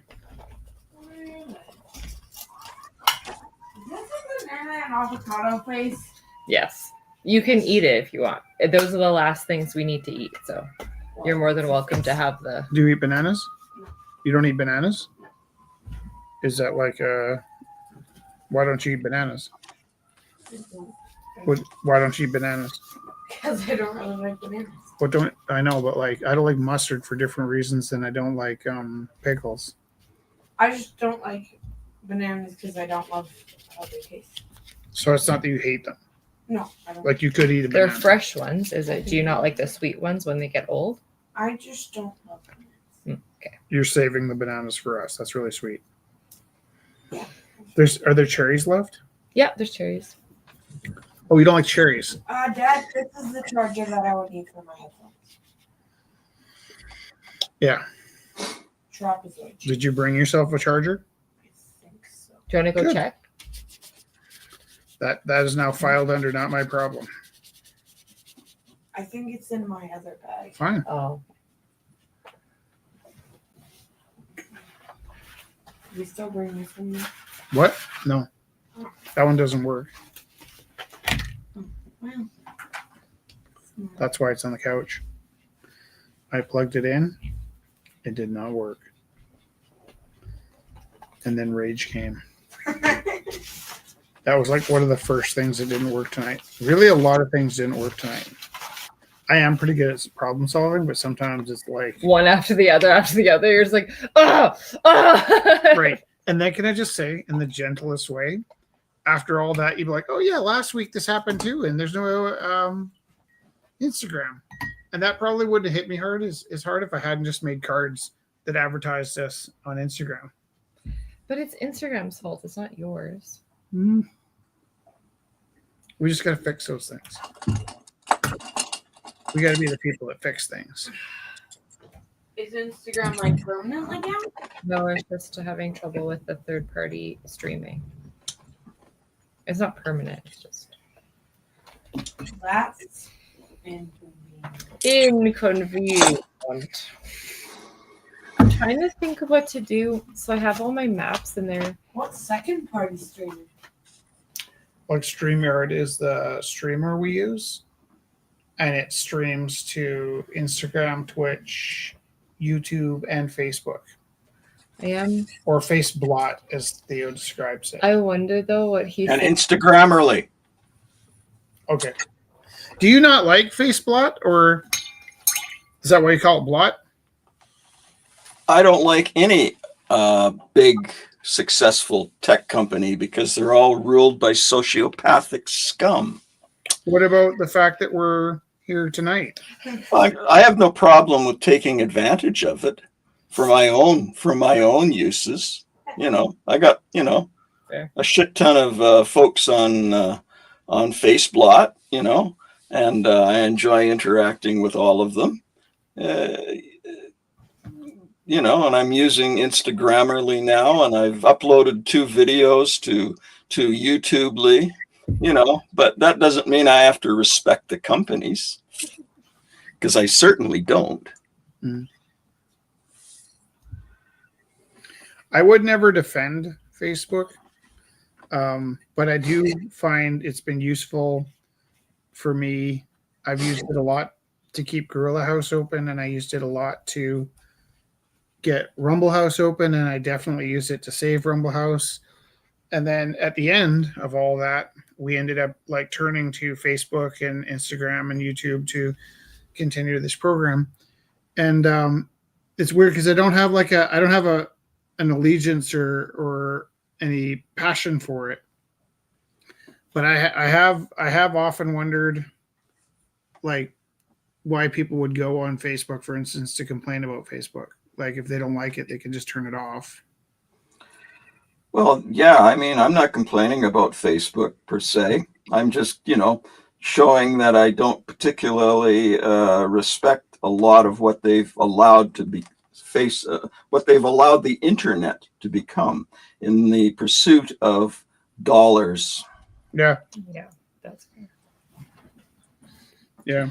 You know, I got no problem using what's available to for my own thing, and I'm not dumping on the good things that people do with social media. But well, for sure, I wasn't taking it personally. I wasn't. I know.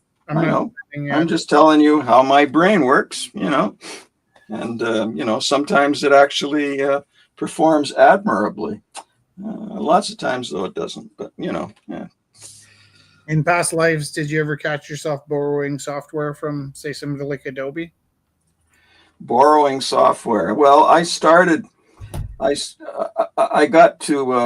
got paid to learn Adobe products and Aldus, and it was very, very nice when I was working at Petro-Canada. Right. And I loved that. And as anyone who worked in the pre-press world at the start of the desktop revolution, in the late 1900s. Yeah, back in the Paleolithic age. Acquiring, for example, fonts, because fonts are really useful, you know, was that was considered fair game, you know. And it is funny to think that we used Apple. I would guess, right? It was, yeah. I mean, you know, you had to be some kind of a tech genius to tolerate using Windows as a graphics machine. Yeah. The one thing that was difficult with Mac was getting hold of fonts. So so much easier to lift some fonts if you're Windows. I remember if I came across never had that problem. I came across a graphic designer with a bunch of fonts. They'd always be a Windows. I was saying this to the guy. I shouldn't have admitted this, but do you use cameras at all? Pardon? Do you use cameras at all? Cameras, as in? Like, do you shoot photos? Oh, not anymore. I've got a 30D that could probably, if I knew someone who was wanted and needed a decent camera. I don't think it's a top line model anymore, but it does decent stuff.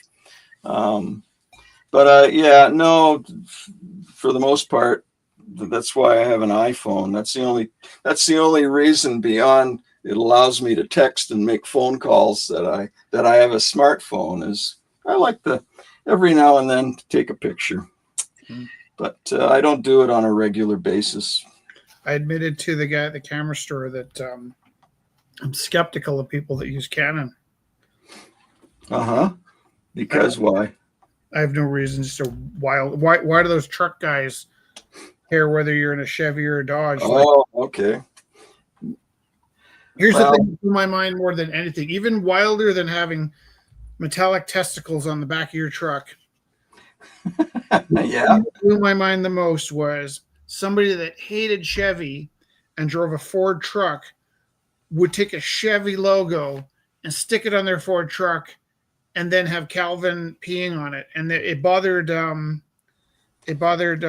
Bill Watterson to no end that people were like using his artwork for this negative behavior. But also, like, if they didn't like Chevy, why on earth would they put a Chevy logo on their own truck so that they could have Calvin peeing on it? Just crazy to me.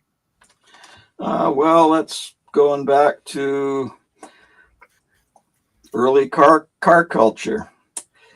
You know, you were a Ford person, or you were a Dodge person, or a Plymouth, or a Chevy, or, you know, Studebaker, whatever. But it was the big three that ultimately won out in that race. And yeah, it was just you know, we'll go with a form of toxic masculinity, I suppose. But, you know, the other side of the coin is just friendly ribbing. You know, because certainly, you know, Ford guys would have Calvin pissing on Chevy logos. So, you know, same diff, you know.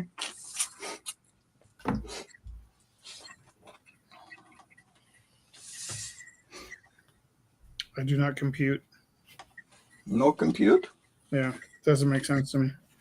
Well, see, you're just not part of the tribe. I am so my goodness. Tribe is crazy. I spend so much of my time trying to understand the tribe and how they work.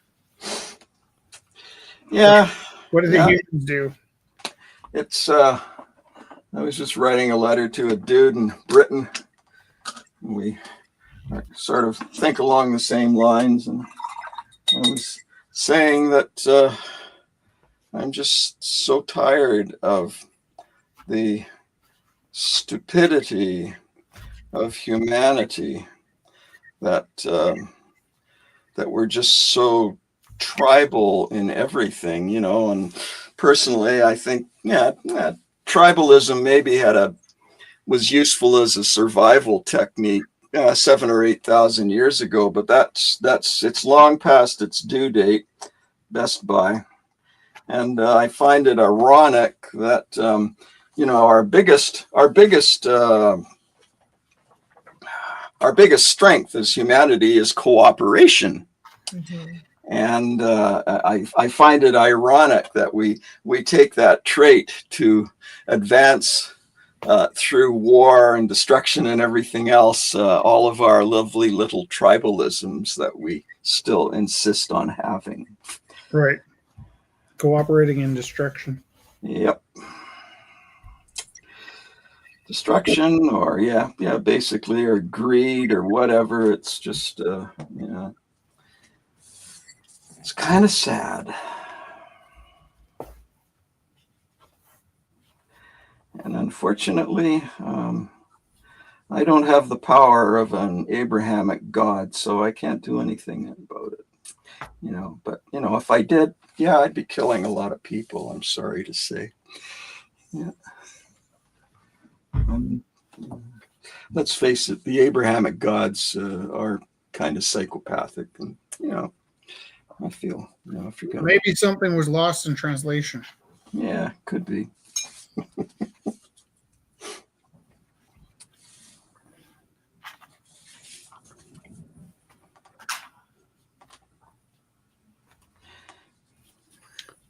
Were we talking about Ishmael on Lime last week, or no? I think.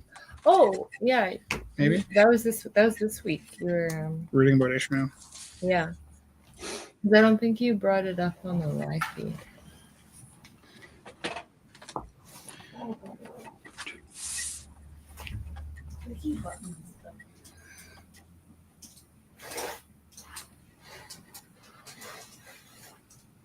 Do you have the cable to plug that in, or you want elite, or is that more like a bring us back up? That's an S. SC. It's a C. That's actually a bit of a mystery to me that you guys know the names of these cables, and I just look at them visually because like everybody knows the names of those cables, and I'm shocked even you know those names of the cables. And it's like normally I pay attention to that kind of terminology. Like that's a Phillips screwdriver is important to me. That's a value, but maybe my lack of faith that any of those cables last very long. Like, what did you say the other cable you're calling? USB something. That one's a USB mini, right? No, I think it's like a USB A or something.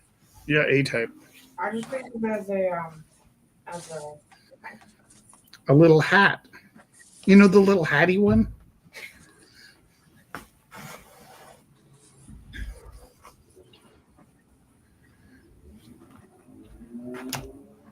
I don't need extra stuff. We got the mini thing, and I think watch Scooby Doo. Yeah. We're gonna listen to Arthur C. Clarke's Childhood's End from beginning to end on this trip. You will be a different person. What? It's such a good story. Sci-fi. Childhood End. It's about aliens come. And there's like generations in this book. It's kind of like you know, like Tolkien is like so huge and whatever. I think there's four generations in this book. Theo, do you like Arthur C. Clarke? Yeah, I've read a fair number of his books. I believe Galen has a letter from Arthur C. Clarke. Oh yeah, yeah. I couldn't honestly recall much of any of the ones, but I know I've read a lot of them, and I used to also get his science books, which I unfortunately didn't discover until I left high school, which would have helped me quite a lot with. So I think one of them was The Realm of Numbers, and when I read that, I finally understood some basics of both geometry and algebra that I never understood when I was in high school. I didn't understand math until I started animating. Yeah. What happened was I started animating, and I was using cells, hand-drawn cells. And so if you watch the old, I'm going to say this for other people's sake. I know you know this, but if you watch the old Flintstones, there would be a background wall and it would look kind of fuzzy. And then there'd be a table and a phone and a couch, and it would look less fuzzy. And then on the top layer, you could tell that the phone was going to ring and that Fred's body was going to move because it was even less funny. And then the eyeballs and the mouth were crystal clear because you'd have like these layers of plastic sheets that they used from back to front for things that moved or didn't move. So if you walked into a scene and you could see that the phone was a little bit starker than the rest of the scene, you're like, oh, that phone's going to ring. Yeah, that's so fun. Yeah. And I was hand drawing a film. I have it here. It's on the counter over there called Cans. And it was a dumb film where I was learning to hand draw. But what I did was instead of going 8.5 by 11 ish, I can't remember what the film ratio was. I cut it down by 4. So I did everything 4 times faster by working really small. And I would have scenes where the character that I was animating had legs on one sheet and a torso on another sheet and arms. I think the arms and the legs I would put on the same sheet. And I would have sort of a system where it was like, depending on this body, what it was doing, I started creating my own language to describe what sheets went in which files. So I might have like a 10x1b note on a set of sheets where I had to go to another file and pull. And this is all plastic sheets, not computer files. Yeah. But I invented my own language to find, so I wouldn't have to redraw things over and over again. I turned to math to manage the complexity of the animations I was doing, and it got really intricate. And then it would maybe after a while, like I didn't even really know. I did it on the fly, like, oh, I know if I do this, then I don't have to do that. And then I think somebody came in and I was explaining my process, and they're like, oh, you're doing math. I was like, oh, maybe math doesn't suck as much as I thought. And then I kind of came at math from a fresh start after that observation. That's lovely. There we go.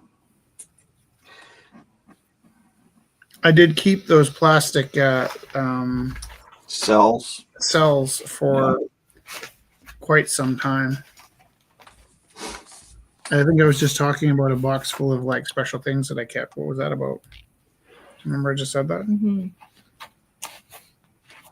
And one of the things in that box was my animation cells. And my grandfather's Super 8 films.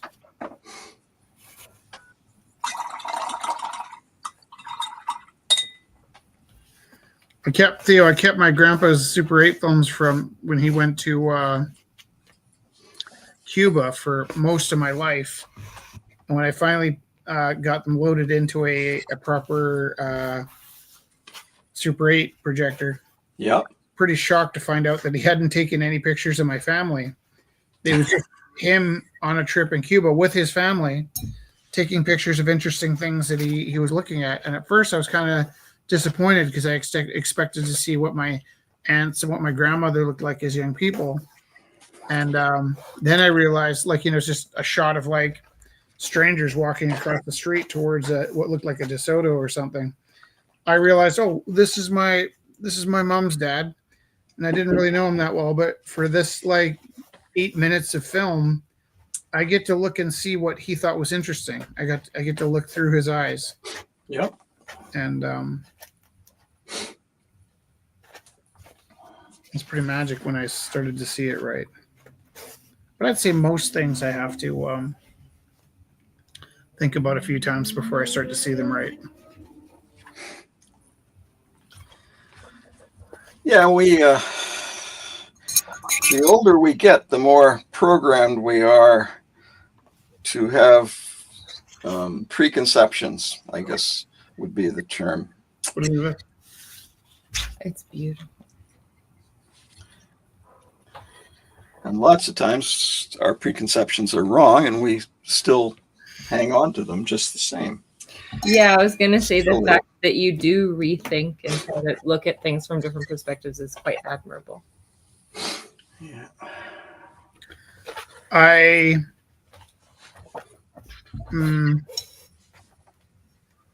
have made an effort most of my life to seek the biases that I hold. And as soon as I become aware of myself believing in a thing, I immediately try and believe the opposite. And when I've convinced myself of both arguments, I pick the best of the two. And this was a strategy that I started when I was around 24, and I read Zen and the Art of Motorcycle Maintenance. And because what I realized was,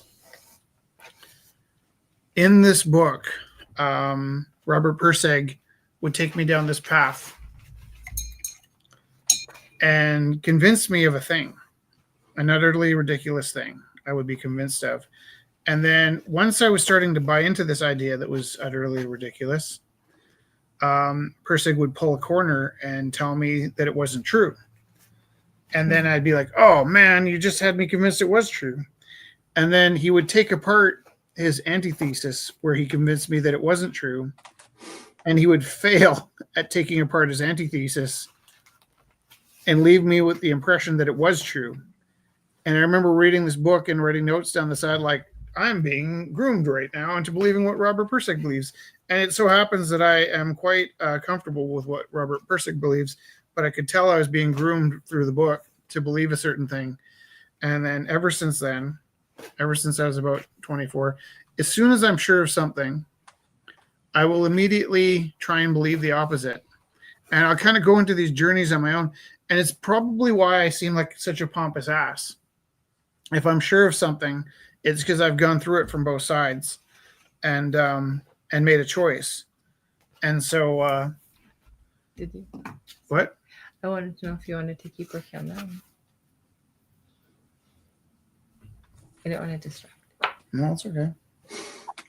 But there's a lot of things that I thought I believed that I purposely chose to, right up until like, I would tend to agree with you that our provincial leader is less than earnest. But as soon as I find that that's my bias, then I try and look for some good in this person. And then as I fail at finding good things, I might feel more confident that my instincts were correct. But I think I often try and ignore my instincts, which leaves me extra violated when it turns out I was right. Yeah, that can happen for sure. That's one reason why a lot of people, when faced with the irrefutable fact that they're wrong, still cling to that. Cognitive dissonance. Yep.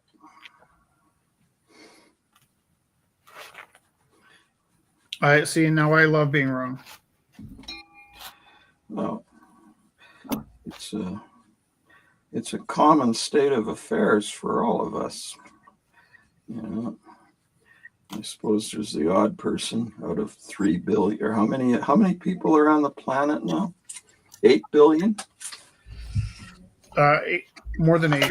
Yeah, more than 8. Well, you know, out of all those 8 billions, there are the odd ones that, you know, pretty much fall into the category of Jesus Christ. You could be a god. You know, they are just so good at everything. What's that called? A polymath? You know, yeah. Or, you know, I'm in my Faceblot feeds. I get a lot of stuff for the Cirque du Soleil. Yeah. And whether they're the actual shows or whether they're working out, doing practicing, I just find it absolutely magical that people can be so talented and gifted and experts at doing what they do with their physical things, or they're, you know, like juggling. God, there are people doing juggling stuff that's just mind-boggling. And I often wonder, it would have been fun. That's what W.C. Fields used to be before he got into film. He was a juggler. Would have been curious. It'd be nice to see if anyone ever filmed him back when he was doing the vaudeville circuits, being a juggler. But apparently he was pretty damn good, enough that people paid to watch him do it anyway. Theo, do you do any juggling? Do I do juggling? No. None? No, yeah, definitely not. My coordination skills in that regard are not just non-existent. They'd be hazardous to everything around me. And I don't feel like attempting to go through a learning curve. You know, maybe at age 3 it would work. My dad could juggle, and Yeah. my uncle Rolly could walk on his hands. I think I was the first one in my family to ride a unicycle. I think that my dad could juggle a little bit like the Rubik's Cube, actually. I never learned anything about the Rubik's Cube out of pure spite. I just didn't want to know. I didn't want to be told. And eventually just got to the point where I could solve it. And I don't know why I can solve it, but I kind of can. And then maybe I shouldn't be bragging so much, but yeah, my dad could juggle. And I remember the moment that the juggling started working for me. I can juggle like 3 balls, like as amateur as you can get. I wouldn't progress to 4 balls. And so I'm not a polymath. I'm a polytinkerer. But I do teach when I taught gym, I taught my kids to juggle. Mm-hmm. And I could probably teach you to juggle. It's probably not as hard as you think. if it's something you're interested in. And it's not. I think I inferred that. And sometimes, like, I even hear myself talking. I'm like, don't tell me you can juggle. Don't tell you, because I don't juggle well. But I think what I did well was I found a way to explain to entire class of grade 7s how they can learn to juggle. Probably in one gym class, they go from like not juggling to juggling. Yeah. Can I tell you the secret? The Even if you don't try it. No, I probably even read, about stuff like that. But yeah, it's not. It's never been. Like I said, I enjoy the physicality of extreme abilities, and I prefer to think of it as magic because I get that. Because magic is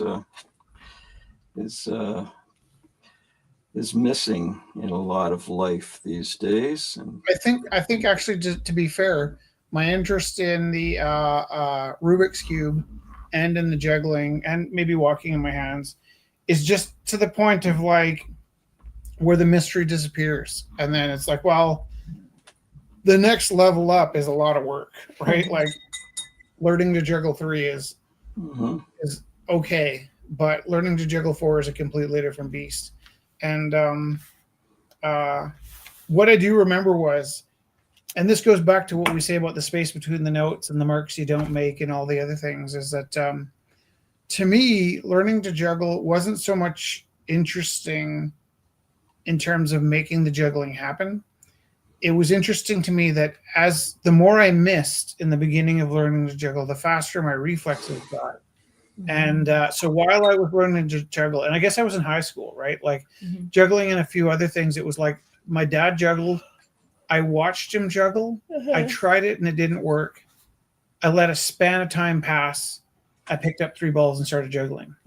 Like it was like I thought about it and then I let it sink in without thinking about it. And then the next time I tried it, it just happened, which is kind of what happened with the piano and the Rubik's Cube too. So anyhow, your brain kind of just works it out. Yeah. When I started to actually juggle was in high school, and it so happened that I was on the bus and one of the older kids saw my watch and said, "Oh, can I see that?" And I stupidly, I don't know why, autism maybe, I took my watch off and let him look at my watch. Like, "Oh, can I see that?" And then as soon as I handed the watch over, I saw a flicker change in his eye. I was like, "Oh, I'm not getting that back." And the next thing that happened was there was grade 12s all over the bus throwing my watch back and forth. And it happened like this. I handed over the watch. I saw the change, right? His arm went up to toss it to one of his friends. And without even thinking it, my arm went up and caught it and put it back on my wrist. And it was only because I dropped so many like tennis balls that week that my hand had gotten in the habit its of own brain. Yeah, my hand had its own brain and it caught my watch and gave it back to me. And that was pretty wonderful. And I don't think if it hadn't been the week where I was just starting to juggle, I would have got that watch back. Right? It was like 100%. Because your brain was really or your hand was really in it. Yeah.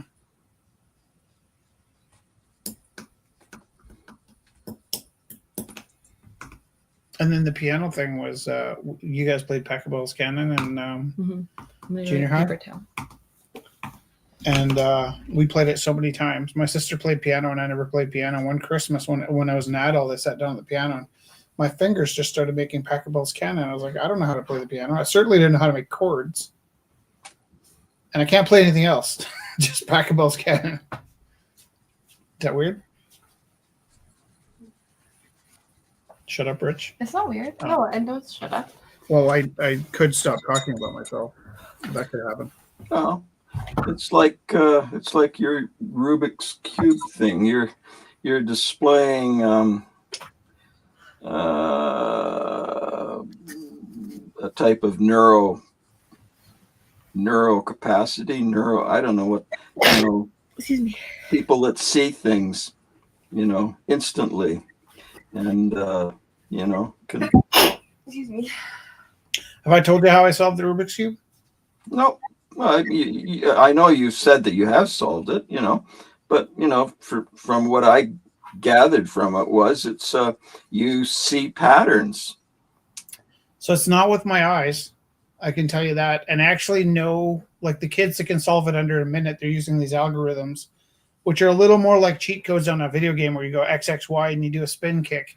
And that's why you'll find a lot of the kids that can do the algorithms Really fast, are the kids that really enjoy those video games. Yeah. Have you ever bitten into a piece of tinfoil? Yep. That's how I feel when I'm turning the Rubik's Cube the wrong way. Mm. So, like, I pick it up and I start trying to make sides. I make one side and then I try to make the edges and then I try and make two sides. And I get into it where I have a point where I've got like one side done and maybe three sides kind of done. And then all of a sudden I blank out. And if I turn the Rubik's Cube one way, I will have a feeling of arthritis in my teeth. Kind of like the sensation of biting into your gum wrapper, the tinfoil gum wrapper.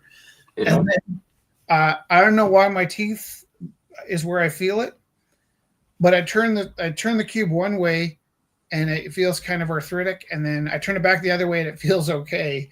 And that's as best as I can describe. And then when the cube solves itself, I find I get so mad because it's like, I don't know how I did that. And at first I thought it was a fluke, and then I thought it was and then I was like, okay, well, and I'll even like make videos where I'm trying to like solve it, and then like I can solve it in about half an hour, but if I tried to make a video, I could probably video for a year, and I can't solve it while I'm talking about solving it because I just don't know what I'm doing. And I can't really feel my teeth while I'm talking, but I 100% feel like the moves happen wrong. And well, that's cool. Cool.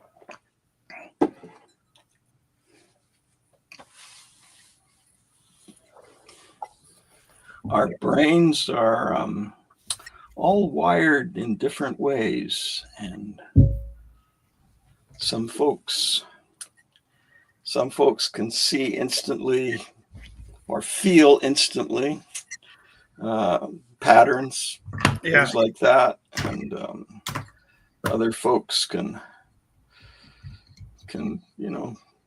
instantly learn how to play music. Their brains are wired for it, so to speak. And if they work at it really well, they become super good at it. Yeah. And again, I look at that as magic. Musicians are magicians for me. And folks who actually practice, magic tricks and all that. That's very cool too. What's say magic trick? I have to put my glasses on. Hang on. Right. You gonna let me show you a magic trick? Are you going to disappear? Well, you just did. I am going to lower the camera. Ooh. So I'm going to give away my magic trick. I set my mind to write a magic trick one day, and I did. And then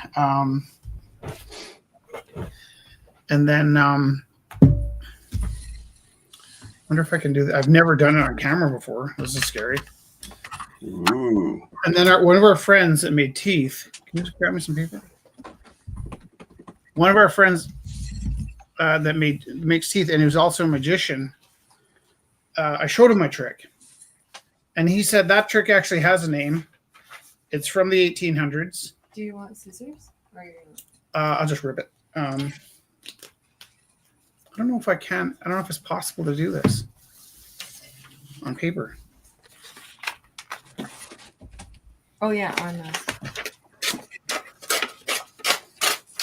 I'm not sure if this trick. I'm inventing right now because I'm not sure if it's possible. I would need you to write some stuff down. Oh yeah, over the. Do you think you could do that for me? Just a second.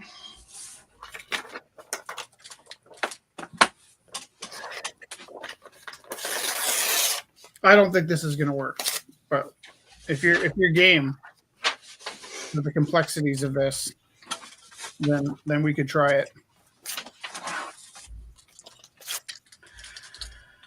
Okay, I have implement of writing and stuff. Okay. Did I talk you into tearing up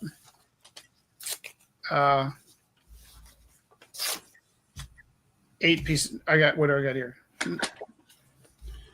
You got 10, it looks like. 10 pieces of paper. Okay.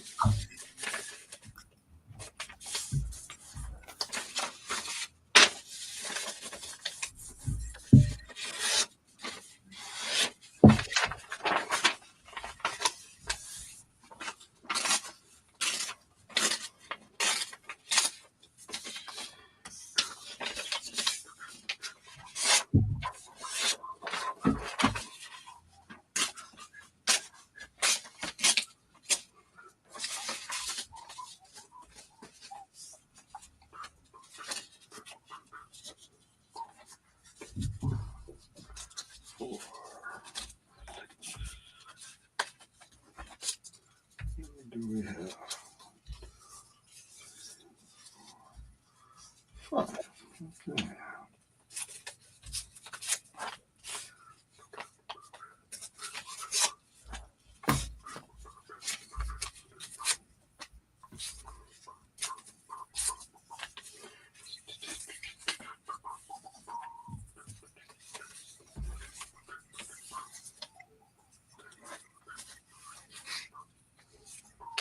Okay. Got 10 pieces of paper. Okay. Now this would be easier to do in person. So I will 100% need you to be really specific with my instructions, okay? Because it's like you got to do part of this trick for me. Okay? All right. Can you put your pieces of paper over on screen where we can see them?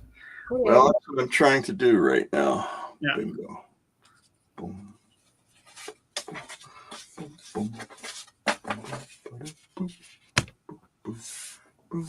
Boom. Perfect. There we go. Now I'm going to take this piece of paper, right? I'm going to cover it. I might even take it off screen. Okay. Okay. But you can see that these papers are all safe, right? So I'm going to write down, and you take a piece of paper and cover it so I can't see. Okay. Make sure it's covered. Okay. And I'm going to ask you what your favorite color is. Okay. Don't show me yet, but I'm going to fold mine and put it right there. Okay. Mine's folded and hidden. Okay. Okay. Now you write down what you've got. Mm-hmm. And mine won't, I'm not going to move this. It's not part of the trick. That'll be there. I'm going to tape it to the table. You grab me that yellow tape? Sure. Okay. Now, before you put yours down, I've already written mine here. So can you just show me what you had, and I'll see if I'm kind of on the right path. I'm not going to move this, I promise. Okay. You want to know what I wrote down? Yeah. Okay. I wrote down black. Black. Okay. Just going to make sure that I get this done right. So you don't have tape, do you? Yeah, I got tape all over the place. Can you tape black down just to make sure I'm not playing like sleight of hand? I'm taping mine down. Okay. You want me to tape mine down too, correct? Yeah. Okay. Well, you're not going to screw on. Okay.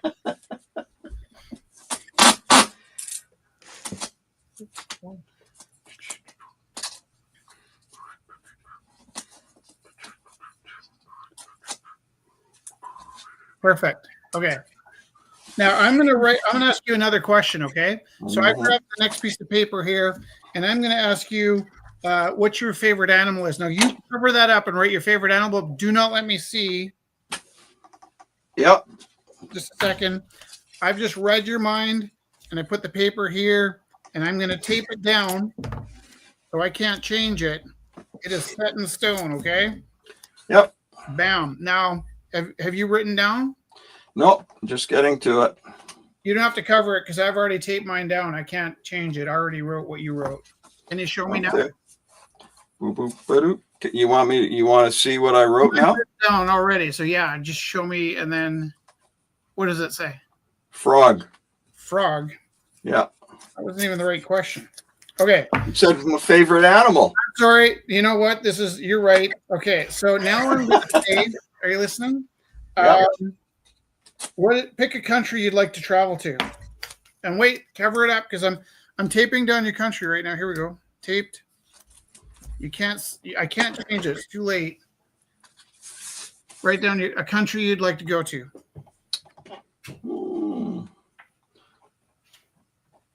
Are you using a pen? Am I using a pen? Yeah. Yes, I am. Okay. Pen's good because you can't change the answers. Okay. Yeah. I've got mine here. 1, 2, 3. And what did you put down for a country? I put down Argentina. Argentina. Okay. I'm going to take my piece of paper. I'm not doing very well so far. And I'm going to ask you your mother's. Do you know your mother's middle name? Yep. Okay. Wait, don't write it. Don't let me see until mine's taped down. I'm going to tape it. And then, okay, mine's taped. I'm safe. Can't change it. Your mother's maiden name. Oh, maiden name. I thought you said middle name. Oh, middle name's actually, you just pick. I think I heard you say it in my head when you, so I don't know what I asked you, but I think I got the right answer. I thought you asked for middle name, but okay. What did you write? I could be wrong. I wrote Helen. Helen. Okay. I'm not doing well on this. Grab your next one. And then now, can you tell me a book that you would like to read? Something you haven't read. Oh. And I'm taping that book down. This is amazing because I just heard you say the book, and you don't even seem to know what book you're going to write, but I already know what you're going to write before you even said it. That's good. For sure. Because I'm having a hard time thinking of a book. Oh, what have I not read that I want to read? I wrote it right here. I know what it is. Okay, I believe you, but I don't honestly know what. Can I put down? I haven't a clue at the moment. You know what? I'll tell you the truth. I knew you weren't going to write a book down, so you can write down in this case anything you'd like, and I'm still going to get that one right. Okay, all right. Well, I'm honestly trying to think of, a book. Shock me. Take something that's not a book. Oh no, actually, there's now that you mention it. Excuse me. I know what it is, but I'm trying to drag it out of my head. The title. Yeah. Fuck. If you write a book, I wish I had a brain that worked, but I don't. Oh, come on. It's a book about a cartoonist. Okay. That's your fifth one, right? That's my fifth one. And okay. And then what did you write? I put down, it's a book about that Rick Griffin wrote about Ernie Bushmiller. It's called 3 Islands. Oh, okay.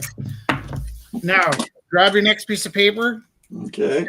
If you could, I'm just trying to think of a good question.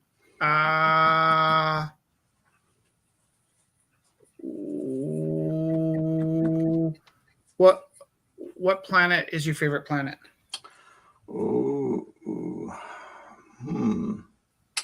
I'm pretty fond of the one that we're on right now, but if my that counts. That counts. Oh, yeah. Well, then. No, I just wrote one down. So if I get really excited about one that you say, maybe. But I'll put down one that appeals to me as number 2. I'll stick with your first idea. No.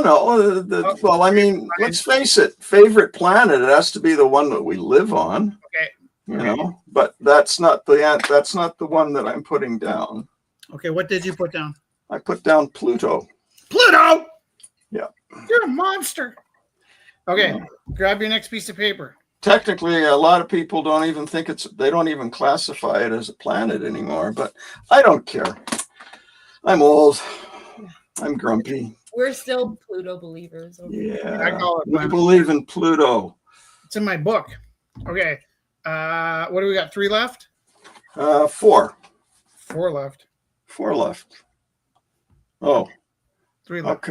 How come did I miss one? Did you just write Pluto and tape it down? Yep, I did. 1, 2, 3, 4, 5, 6, 7, 8, 9, 10. And you got 10? I got 10, and that was number 6 for me.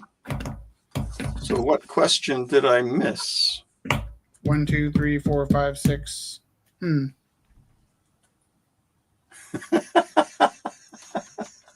I don't know. It's magic. Okay, let's just keep going. Next question.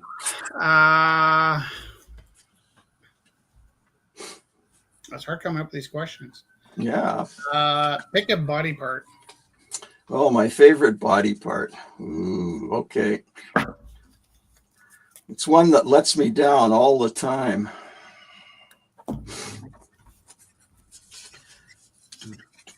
But I'm not going to tell you what it is. Okay.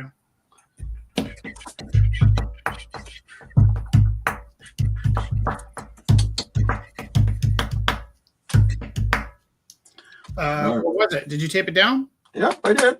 What was it? Brain. Oh, the brain. Okay. I even gave you a hint. What's your favorite car? My favorite car. Oh, okay.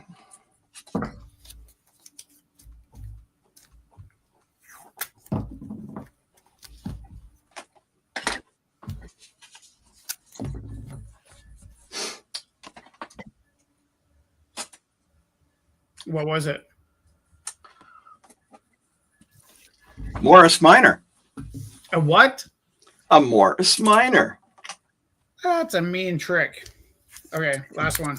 What do you like better, pen or pencil? Oh. I'd have to flip a coin. But, okay, I'll put down the answer.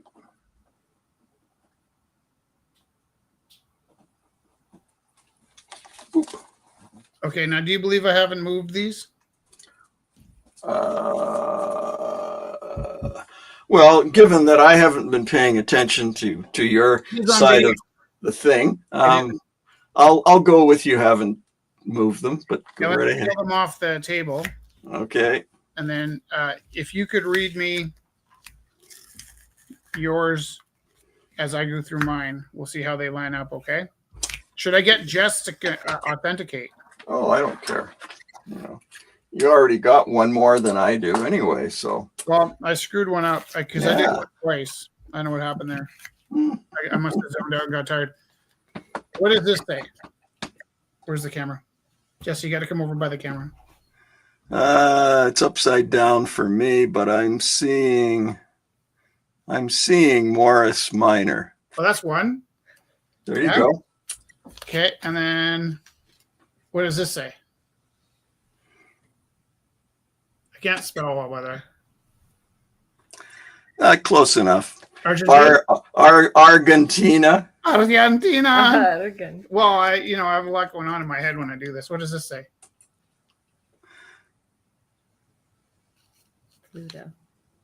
Pluto. Okay, and then I did Pluto twice for some reason. There we go. Time he was a dog. Pluto. Okay, and then, I don't know what this is. Unless it's 3 islands. Does that count as 3 islands? Well, you could if I'm looking at a shark as well. That's a shark and 3 islands. And they got palm trees, right? What happened to my camera? They might, but you never know. Yeah, good. Those are palm trees, aren't they? Okay. Looks good to me. Okay. Sure. This one is. Oh, did you write pen or pencil? I wrote pencil, but actually the title of the book isn't Three Islands. That was my take on it. It's three. I was reading the book. Rocks. Yeah, I was reading your mind. Three rocks. Three rocks. Yeah. There you go. Well, it was good enough for me. Yep. Black. Was that any question? I don't remember. Yeah, that was the first one. Yeah. Yeah. And then does that say Helen? Looks close enough. Pen wasn't working. And then okay, what is this? Is that Pluto? Brain. Brain. Look at that. Where's the rest of my beat? Oh, here it is. Hold on. You guys are not very good at this. Thanks, man. I think he did really good. It was over the internet. Yeah, there we go. Does that say brain? Looks. Yeah, we'll give it to you. Brain, and then there's a picture of a brain there. Oh, is that what it is? All right. Very good. Oh, so I got pencil wrong. Oh, wait. Hold on. There's one left one here. Frog. There you go. Look at you. That's not bad considering I made it up, my own trick. And over the internet. The over the internet part was hard. Yeah. I'm impressed. I have no idea how you did that, but I know you cheated. He did. It's not cheating. It was a magic trick. I never said I was. Well, okay. First of all, Yeah. That's cheating, man. Oh, that's not real magic. I do real. I'm impressed. I think that's real magic. Now I believe that they'll chop your fingers off when magicians tell how tricks go, but I'm not a magician. Yeah, you're not supposed to do stuff like that, but that's okay. Can I There's tell you there's all kinds of people on the intertubies now showing magic tricks and how they're done. Can I tell you how I did it, or you don't know? No, I don't. I haven't a clue how you did that. I'm not that smart. So, if I'm doing it with like somebody, now if I call you obstinate, you won't be offended, right? What do you mean I'm obstinate? Okay. If I'm doing that trick with somebody that's a little agreeable, what I'll do is I'll say to them over and over again, they need a pen. Make sure you have a pen. It's got to be a pen. They pick up a pencil. I go, no, it's got to be a pen. And I just use the word pen a lot, but I knew you wouldn't be push. That's a push. I have a 50% chance of getting one wrong, which is the pen and the pencil. And I started with the question, what's your favorite color? But I wrote down pen. Knowing that I was going to end with, what do you like better, pen or pencil? I'll just throw that last one away. There you go. And that's how you did it. Very good. Very good. I was one step ahead. And yeah. I don't know how I lost one there. Just kind of poked me when I got wrong there. I was like, how did I end up? You were right. You're hyperactive. You were writing before you asked the next question. Yeah. So I was quite proud. Good. However, yeah, so basically, it would have been more impressive if you had started taking, like I wasn't paying attention to how you removed the stuck down letters. Oh, so, yeah, and that's not really part of the trick either, because usually it's like in real life, I fold them, I give them to somebody, and then I make up the excuse that since I've already written it down, it doesn't matter if I see them. I'm just kind of tracking my own progress. But like I said, there's an actual name for that trick, and the actual version of the trick is maybe slightly different and maybe better than mine. But I was at home in my apartment one day, and I was watching a TV show, and they talked about magic. And I was like, I'm gonna invent my own trick, and I just sat there thinking, and I was like so stuck. I was so stuck. Well, it's actually like the Rubik's Cube. I had no idea what I was doing. I was just sitting there like Winnie the Pooh, like think. And, maybe even punching myself, like, come on, stupid, make something. And also it just popped in my head, like somebody whispered it to me. Okay, cool. And I had a eureka. That's not true. There we go. That's pretty cool. I like it. It can be any deck of cards. So if somebody takes a card, and then once they take it, you just hope they don't put it all the way in. Yeah. You just put it in so that there's a little bit sticking out. and then you do follow where it is, and then you shuffle like this until it's at the top, and then you can do like a bridge shuffle. a bridge shuffle, but because the card at the top can stay at the top. Glenn showed me a trick when I was a kid. That was a very simple trick where he took 3 of the aces out of the deck and left the ace of spades.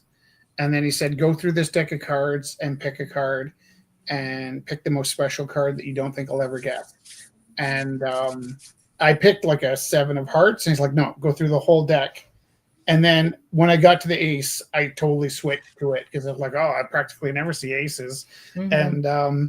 And then he said it was the ace of spades because he'd taken out the other 3 aces. And that because by removing the other 3 aces, it left me thinking that was the best one. Oh. Also, 7 is like the most commonly picked number. Right. Yeah, for sure. Like, so sometimes you're manipulating and sometimes you're fooling the eye. Yeah. Like when somebody says pick a number between 1 and 10, I would always say 7. Yeah. I feel like it's either 7, 9, or 3. Well, and then 7's got more numbers around it, right? Like 9 only has 1. If you're trying to see who gets closer, right? Yeah. 7's in the top end, but there's 3 above and 7 below. Well, my friend Theo, thank you for doing that trick with me. It was fun. That took my entire brain capacity to try and keep track of it. And I might go back and watch it again to see where I went wrong by doubling one of my pieces. Well, I hope you guys Very good. Night. It's been fun. Safe travels, guys. Thank you. And have a wonderful time. And we'll see you when you get back. Or we'll see you while you're, doing stuff on the way there and back. Totally, yeah. We're gonna broadcast from San Francisco. Yeah. Okay, and that'll be next Wednesday? Yeah, next Wednesday. Okay. Same bat time, same bat chat. Actually, if you and Kelly could kind of take over the show next week, we'll be there with you. But if you can come in swinging, that'd be great because we'll be kind of like sitting on a couch in a hotel with some low resolution. Oh, if you want to. Kelly, you and I are just going to be sitting there, me doing my coloring book stuff and you making pictures and grunting occasionally, and it'll be the most watched episode ever because of that. I love that. I don't think so. I mean, I can't even be for sure. Let's see. This is next Wednesday. Yeah. Next Wednesday is July what? 9th. The 9th? Yeah. Right. Okay. Yeah, no, I don't think I have anything. That would be a day that normally I'd be showing up to, have you entertain me. That's why I come on here, is so that you can entertain me. And I do a little bit of art, Now you're asking me to entertain the viewers. That's asking a lot. I want union scale. Actually, I want to be paid in advance. Well, you can have union scale in the mail in the kingdom of the Isle of Roux. Oh, probably. Okay, guys.